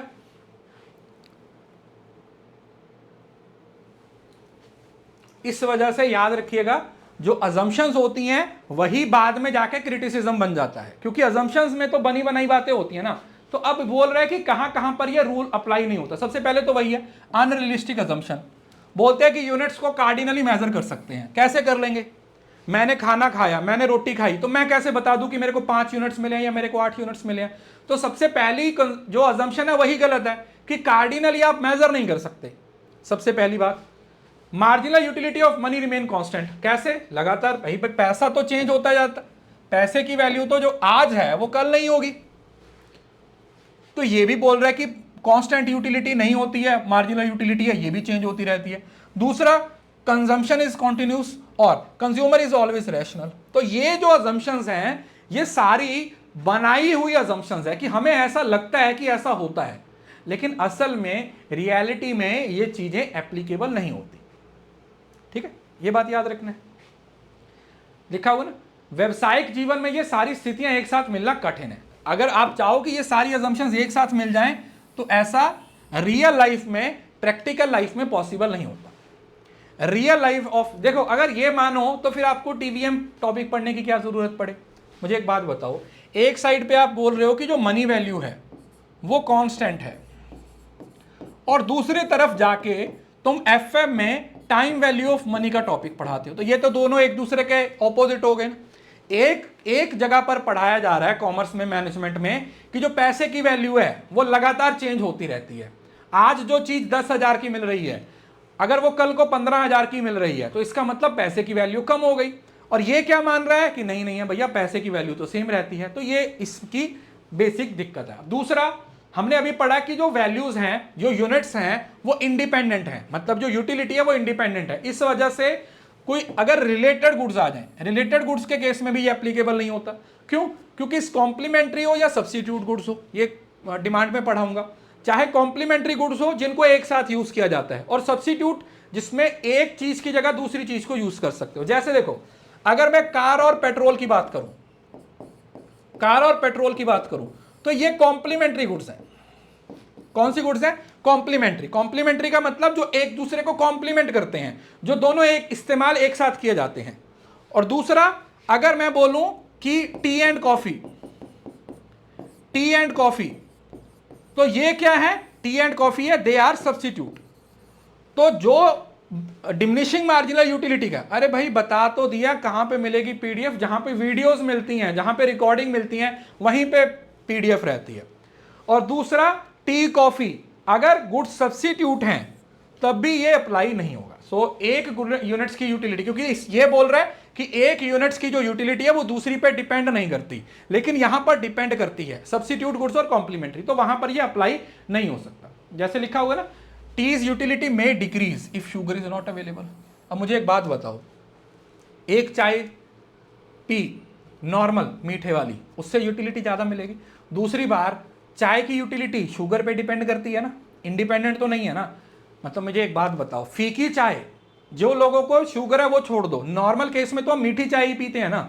अगर आपको बोल दिया जाए कि आज मीठी चाय नहीं है, फीकी पी लो, तो तुम्हारा दिल करेगा पीने को, तो बोले यार क्या ही बात, मजा नहीं आया।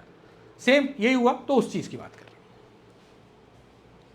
राइट। तो ये बोला जा रहा है।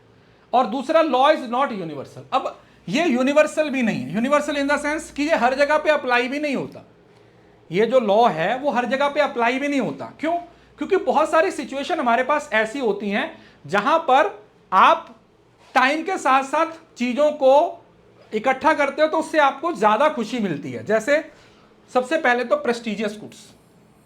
मुझे एक बात बताओ, अगर आपके पास बहुत सारा पैसा है तो तुम बहुत सारा गोल्ड खरीदोगे, तो आज 1 तोला, परसों 10, तो जैसे जैसे गोल्ड खरीदोगे उसकी सेटिस्फेक्शन तो और बढ़ती जाएगी ना, और इच्छा शक्ति पैदा होती जाएगी कि और खरीदो और खरीदो और खरीदो, तो वहां पर ये अप्लाई नहीं होता। दूसरा, आपको कोई शौक है, आपको कोई हॉबीज कलेक्शन का शौक है, आपको कोई स्टैम्प्स कलेक्ट करने का शौक है, आपको कोई प्लेइंग डेक्स इकट्ठे करने का शौक है, आपको बुक्स इकट्ठा करने का शौक है, तो वो हर यूनिट के साथ बढ़ता है, कम नहीं होता है, तो वहां पर भी ये चीज अप्लाई नहीं होती है। दूसरा, नॉलेज सीकर। अब जिन लोगों को नॉलेज बहुत प्यारी है, जो हमेशा चाहते हैं कि कुछ सीखता रहूं, मैं लगातार सीखता रहूं, लगातार सीखता रहूं, तो वो भी जैसे जैसे सीखते रहेंगे ना, जैसे जैसे सीखते रहेंगे तो उनकी जो सीखने की भूख है वो और बढ़ती रहेगी, कम नहीं होती। देन आता क्रिएटिव फील्ड, जैसे आर्ट, म्यूजिक वगैरह में इसको अप्लाई नहीं किया जा सकता। हैबिट फॉर्मिंग हैबिट्स, जैसे अगर आपको किसी चीज की आदत लग गई है, अब सिगरेट है, मैंने बता दिया सिगरेट की आदत है, तो जिस चीज की जितनी ज्यादा आदत पड़ती जाती है हम उसको उतना ज्यादा यूज करते जाते हैं, हम उसको उतना ज्यादा कंज्यूम करते रहते हैं। ऐसा ही होता है। अब जैसे एक बंदा है, उसको सिगरेट बहुत पसंद है, वो दिन में 10 सिगरेट पीता है, तो उसको हर सिगरेट से मिलने वाली यूटिलिटी बढ़ेगी, कम नहीं होगी। हम ये नहीं बोल सकते कि उसको उसकी जो यूटिलिटी है उसको कम हो रही है, कम नहीं हो रही है, लगातार बढ़ ही रही है। तो ये हैबिट फॉर्मिंग हो गया। और नेक्स्ट आ जाता है मिसरेल बिहेवियर। कुछ लोग कंजूस होते हैं, है ना, तो कंजूस लोगों के केस में भी ये चीज अप्लाई नहीं होती। Measure more satisfaction in saving each additional rupees, वो पैसा खर्च करने के लिए तैयार नहीं होते। ठीक है, मैं भी देखा होगा आप लोगों ने कंजूस, है? कुछ लोग बहुत ज्यादा कंजूस होते हैं ना, इस वजह से। तो अगर कोई बंदा कंजूस है तो वो पैसा जोड़ना चाहेगा, वो खर्च नहीं करना चाहेगा, वो अपनी जेब से। जैसे आपने डेफिनेटली आपके आसपास होगा कोई कुलीग, कोई दोस्त, है ना, हमारा भी एक कुलीग होता था, चाय के पैसे तक के नहीं देता था वो, है ना। अब जब कैंटीन में जाते थे, जब मैं ऑफलाइन पढ़ाता था, तो वहां पे चाय के पैसे देने जिस दिन उसकी बारी होती थी तो बोल देता, यार आज तो मैं बटुआ घर भूल आया, मेरे पास तो वॉलेट ही नहीं है। समझ रहे हो ना, जैसे हम ऐसे टर्न करके दे देते हैं ना कि आज मैं दे देता हूं, कल तू दे देते, तो दूसरे दे रहे हैं तो खुश है। जिस दिन अपनी बारी आ जाती है, भाई का बटुआ घर रह जाता है, भाई के पास पैसे नहीं है, भाई के पास टूटे हुए पैसे नहीं है। तो ऐसे लोग पैसे इकट्ठा करते रहते हैं, पैसे जोड़ते रहते हैं कि भैया जुड़ जाए पैसा, खर्च ना पड़े। तो माइजर्स के केस में भी ये चीज एप्लीकेबल नहीं होती है। जो कंजूस लोग होते हैं वो भी इस चीज को अप्लाई नहीं कर पाते। ठीक है। अच्छा, यहां पर ना एक और चार्ट भी था, वो भी मैं आपको बता देता हूं। जैसे ये देखो, ये वाला पहले वाला ही चार्ट है। तुमने एक एप्पल खाया, फिर दूसरा, तीसरा, चौथा, पांचवा, छठवां, टोटल यूटिलिटी तो तुम्हारी बढ़ रही है, लेकिन मार्जिनल यूटिलिटी क्या हो रही है, लगातार कम हो रही है। और एक ऐसा पॉइंट आ गया जिसको पॉइंट ऑफ सैटिटी बोलते हैं। ठीक है, पॉइंट ऑफ सैटिटी का मतलब क्या हुआ, सेटिस्फैक्शन। सर मैं भी यही करती हूं, देखो गलत बात है, बहुत गलत बात है।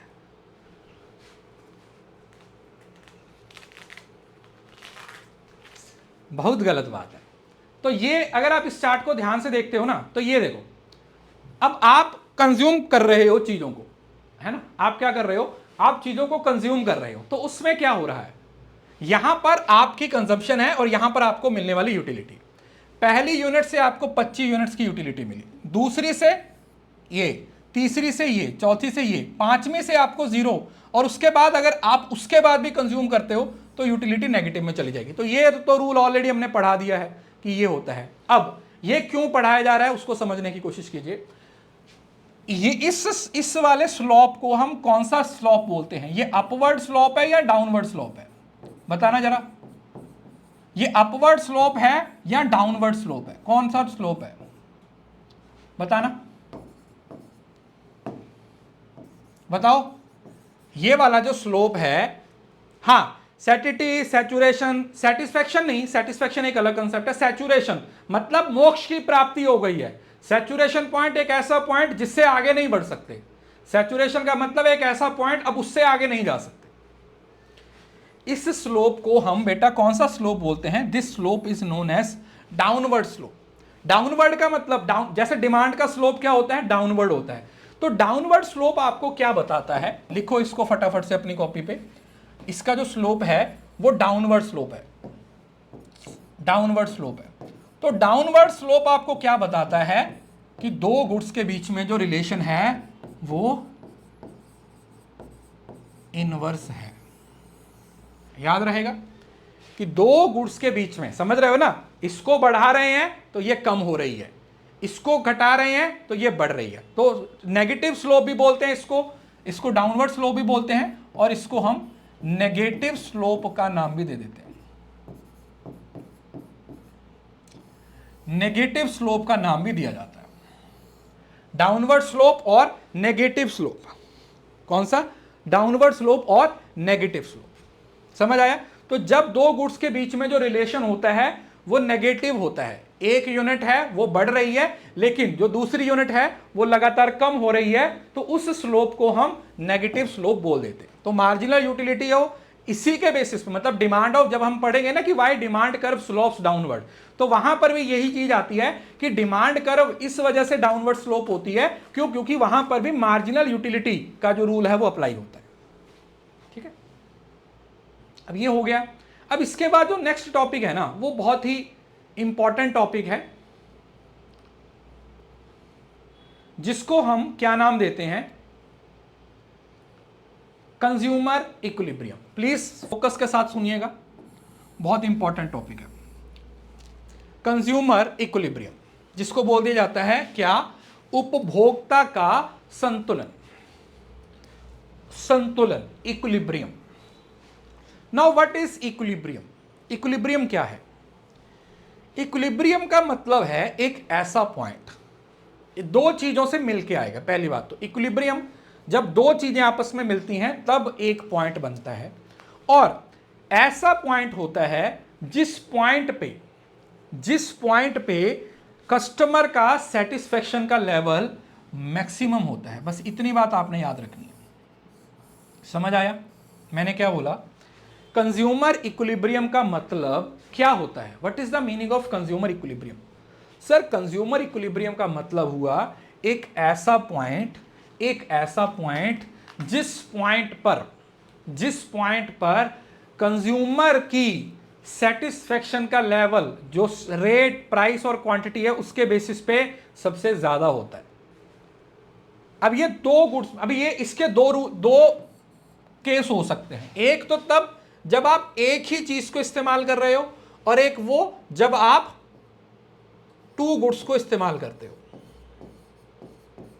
ठीक है जी, जब आप टू गुड्स को इस्तेमाल करते हो, और इन दो, इसको हम क्या बोलते हैं, law of equi marginal utility. मतलब इक्वी मार्जिनल यूटिलिटी में दो केस हम पढ़ेंगे। एक पढ़ेंगे जहां पर आप सिर्फ एक ही चीज को इस्तेमाल कर रहे हो, मतलब आप एक ही यूनिट को कंज्यूम कर रहे हो, और दूसरा जहां पर आप एक से ज्यादा यूनिट्स को, मतलब दो यूनिट्स को कंज्यूम कर रहे हो, तो वहां पर आपका इक्विलिब्रियम लेवल कैसे आएगा। तो इतनी बात तो समझ आ गई। क्या बोल रहा है, consumer equilibrium is the state of maximum satisfaction a consumer can achieve with given income and prices of goods. कि अगर हम किसी कंज्यूमर को बता दें कि ये चीज इतने रुपए की है, इसका इतना प्राइस है, इसका इतनी क्वांटिटी मिलेगी, तो वो मैक्सिमम उस पर्टिकुलर इनकम में, पर्टिकुलर प्राइस पे कितना सेटिस्फेक्शन अचीव कर सकता है, उसको हम बोलते हैं कंज्यूमर इक्विलिब्रियम। लिखा होगा ना, at this point the consumer does not wish to change his pattern of consumption. एक ऐसा पॉइंट है जहां से कंज्यूमर चेंज नहीं करना चाहता। समझ आया बेटा?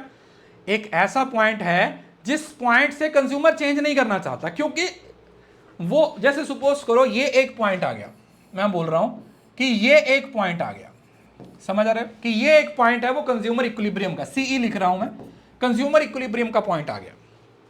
नाउ इस पॉइंट से कंज्यूमर ऊपर जाएगा तो भी उसको नुकसान होगा और नीचे आएगा तो भी उसको नुकसान होगा। मतलब जितनी सेटिस्फेक्शन उसे यहां से मिल रही है, इससे ऊपर जाएगा तो भी सेटिस्फेक्शन कम होगी, इससे नीचे आएगा तो भी सेटिस्फेक्शन आपकी क्या होगी, कम ही होगी।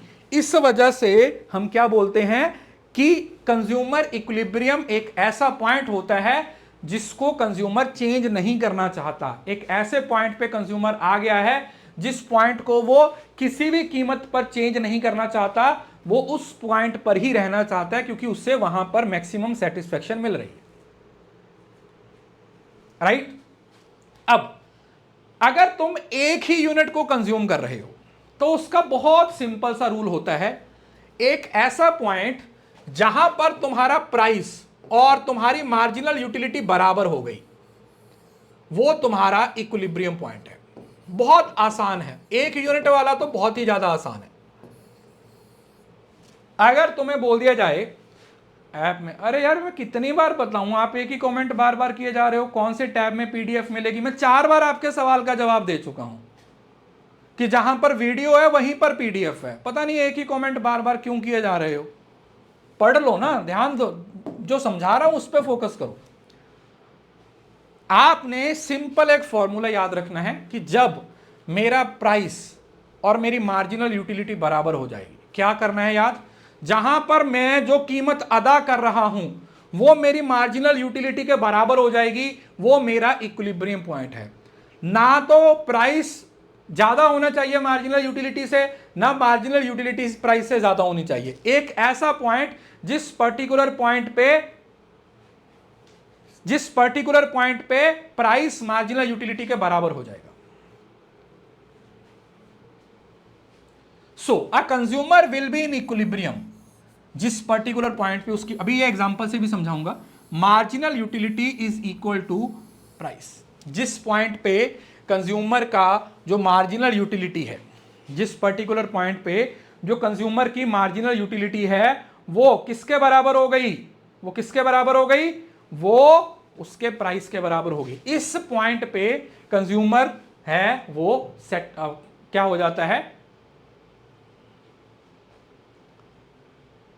इस यूनिट पे आके कंज्यूमर सेटिस्फाई हो जाता है। तो कंज्यूमर कब तक कंजम्पशन करता रहेगा, वो उस पॉइंट तक कंजम्पशन करता रहेगा जब तक उसकी मार्जिनल यूटिलिटी प्राइस से ज्यादा होगी। मतलब तुम चाहते क्या हो, तुम ये तो चाहते हो कि मेरे को यूटिलिटी ज्यादा मिले, प्राइस मुझे कम देना पड़े, तो तुम तब तक पैसा खर्चते रहते हो जब तक, तुम तब तक पैसा खर्चते रहते हो जहां तक, जिस पर्टिकुलर पॉइंट तक तुम्हारी मार्जिनल यूटिलिटी तुम्हारे प्राइस से ज्यादा होती है।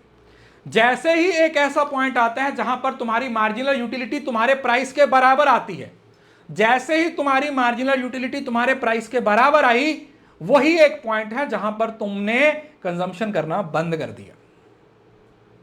समझ पा रहे हो? इसकी एग्जांपल बताता हूं, देखो लिखा हुआ है ना, क्या बोल रहा है कि एक कंज्यूमर तब तक कंज्यूम करता रहेगा जब तक उसको जो मार्जिनल यूटिलिटी मिल रही है, जो उसको मार्जिनल यूटिलिटी मिल रही है वो उसकी कंजम्पशन से, उसके प्राइस से ज्यादा है।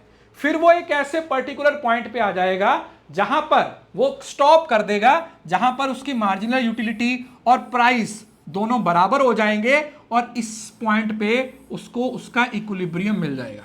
इस पर्टिकुलर पॉइंट पे क्या मिल जाएगा, उसको उसका इक्विलिब्रियम मिल जाएगा। एग्जांपल से भी समझाता हूं, टेंशन मत लीजिए, पहले समझ लो। याद रहेगा, कंज्यूमर तब तक कंज्यूम करता रहेगा जब तक उसकी मार्जिनल यूटिलिटी उसके प्राइस से ज्यादा है। जैसे ही उसकी मार्जिनल यूटिलिटी उसके प्राइस के बराबर आती है, जैसे ही उसकी मार्जिनल यूटिलिटी उसके प्राइस के बराबर आती है, वैसे ही वो कंजम्पशन को क्या कर देगा, स्टॉप, रोक दो, स्टॉप कर देगा कि नहीं भाई इससे ज्यादा कंज्यूम नहीं करना।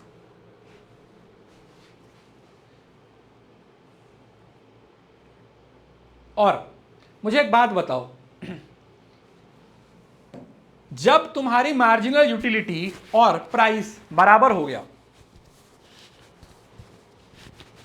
तो मार्जिनल यूटिलिटी ऑफ मनी, पैसे की यूटिलिटी है, वो किसके बराबर हो जाएगी? एक ही हो जाएगा। मतलब जितनी तुम्हारी मार्जिनल यूटिलिटी है उसको अगर मैं प्राइस से भाग कर दूंगा, क्योंकि ये दोनों बराबर है, तो ये किसके बराबर हो जाएगा? एक। और इसी को हम मार्जिनल यूटिलिटी ऑफ मनी कहते हैं। याद रखिएगा, ये भी एक नई चीज है। Marginal utility of money is always 1 at the point of equilibrium. क्यों? क्योंकि इक्विलिब्रियम पॉइंट पे हमारा जो मार्जिनल यूटिलिटी है और जो हमारा प्राइस है वो दोनों क्या हो गए हैं? बराबर हो गए। तो भाई मैं 10 को 10 से भाग करूंगा तो एक ही तो आएगा।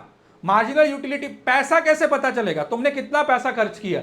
जब तुम मार्जिनल यूटिलिटी, मतलब पैसे की वैल्यू कैसे पता चलेगी? जब तुम ये देखोगे कि जितनी तुम्हें यूटिलिटी मिली है वो कितने रुपए देके मिली है ना? कितने रुपए देके तुम्हें यूटिलिटी मिल रही है, उसको जब हम भाग करते हैं तो एक आता है ना? अब इसकी एग्जांपल समझते हैं। देखो इस एग्जांपल को ध्यान से समझिएगा।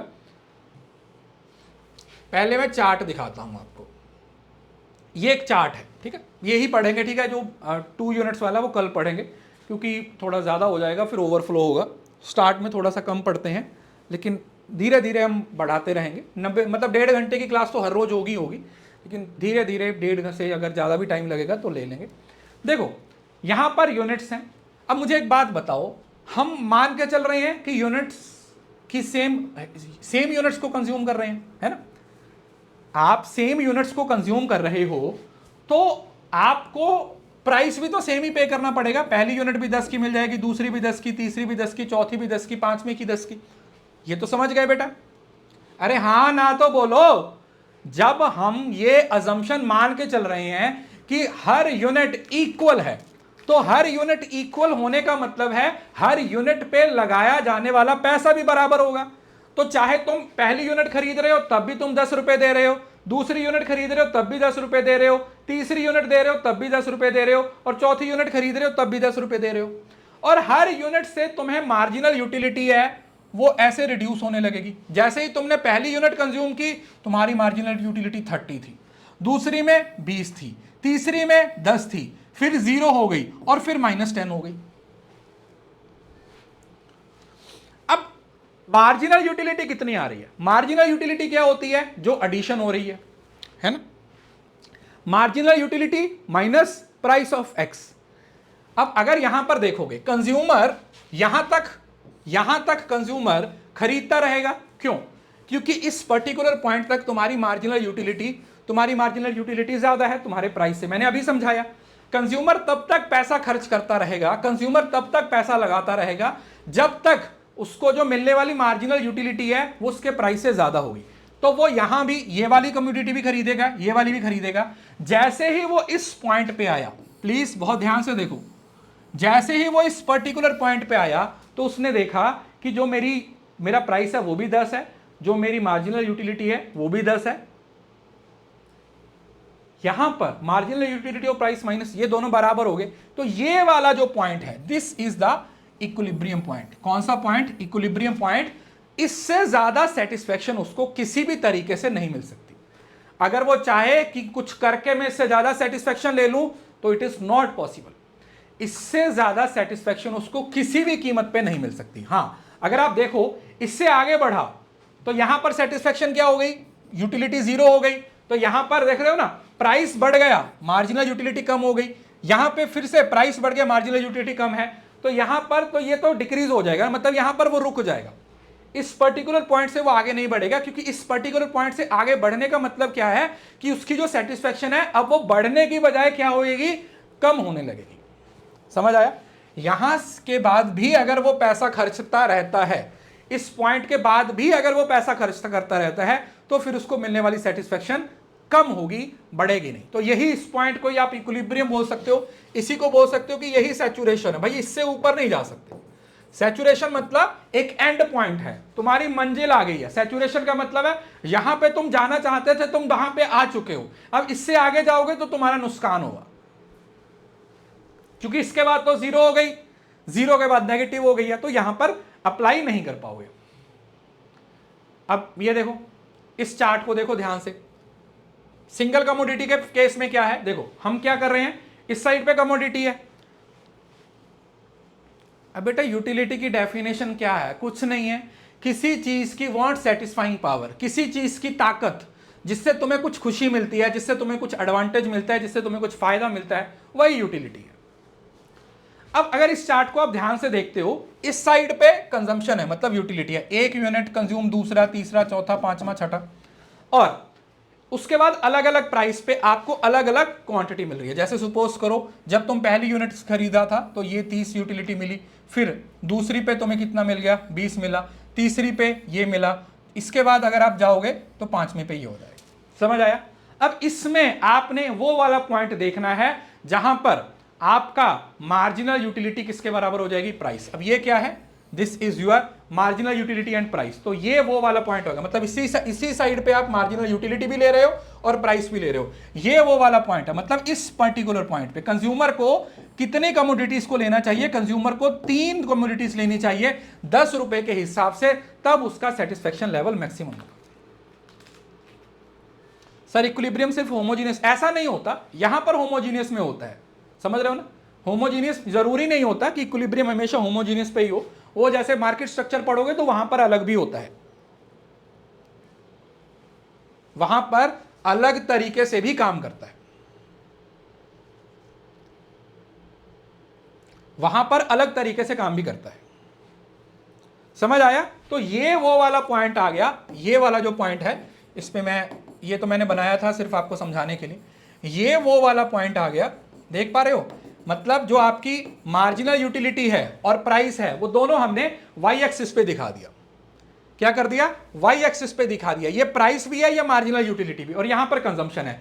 जैसे ही तुमने तीसरी यूनिट को कंज्यूम किया, देखो ये चार्ट इसके बेसिस पे बना हुआ है ना, जैसे ही तुमने तीसरी यूनिट को कंज्यूम किया तो तुम्हारी मार्जिनल यूटिलिटी और तुम्हारा प्राइस बराबर हो गया। मतलब इस पर्टिकुलर पॉइंट पे आके तुम्हारी मार्जिनल यूटिलिटी भी 10 है, तुम्हारा प्राइस भी 10 है। तो ये वाला पॉइंट है वो आपका कौन सा हो जाएगा, this point is your consumer equilibrium, because इस पर्टिकुलर पॉइंट पे जो तुम्हारी मार्जिनल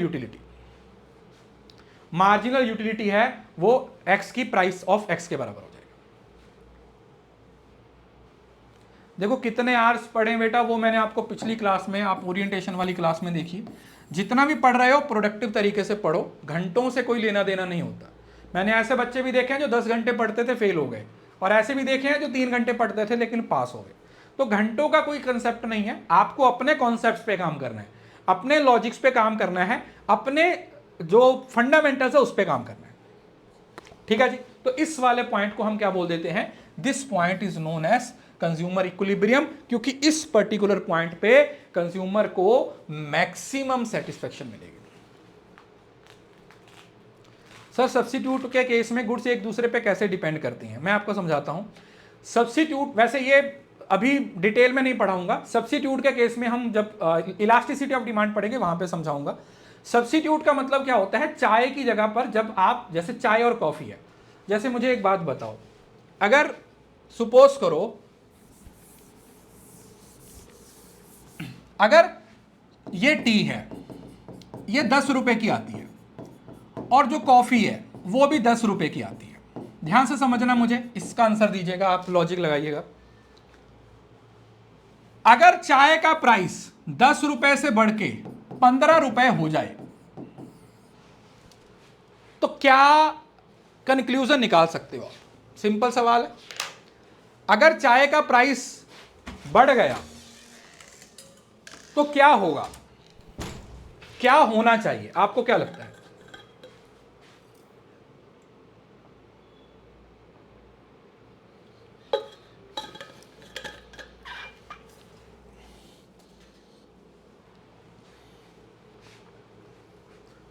बताओ।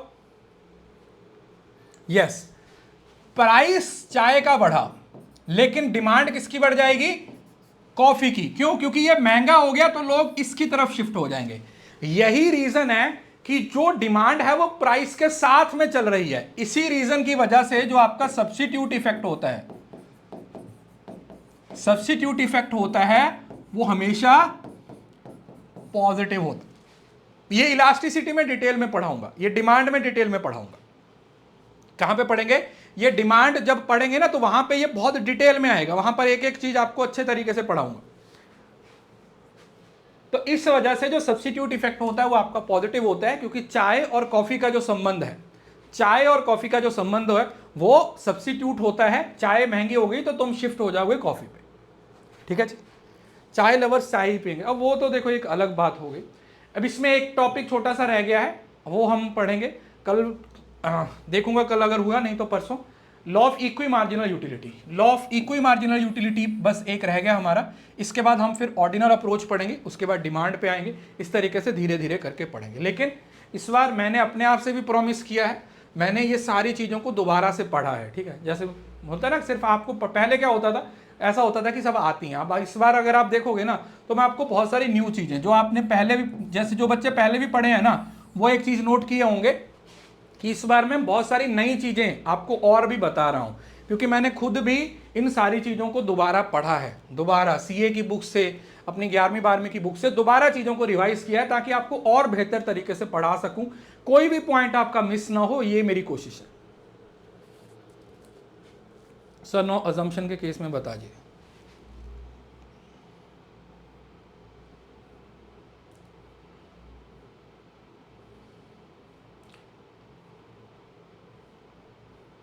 अजम्पशंस के केस में 9th कौन सा था? हाई, ये बता दिया ना, यही तो समझा रहा था ना, यही तो समझा रहा था। सब्स्टिट्यूट और कॉम्प्लीमेंट्री के गुड्स में एक गुड्स की यूटिलिटी दूसरी गुड पे डिपेंड करती है, लेकिन ये बोल रहे हैं कि एक गुड की यूटिलिटी दूसरी पे डिपेंड नहीं करती। यही तो उसकी अजम्पशन है ना। हाँ, कल वैसे ऑफ रहेगा आपका, बट फिर भी अगर मतलब मैं टाइम से फ्री हो गया तो मैं शाम को आपको क्लास ले लूँगा, ठीक है। वैसे अभी आप मान के चलिए कि छुट्टी ही है, लेकिन अगर अरे यार अभी एक टॉपिक नहीं हुआ, डाउट क्लियरिंग सेशन रख लीजिए, थोड़ा पढ़ तो लो ना, 3-4 टॉपिक हो जाए उसके बाद डाउट क्लियरिंग सेशन ले लेंगे, इतना क्यों टेंशन ले रहे हो, सब हो जाएगा। अभी तो एक टॉपिक भी कंप्लीट नहीं हुआ ना, अब इतना भागो मत, इतना डरो मत, ठीक है।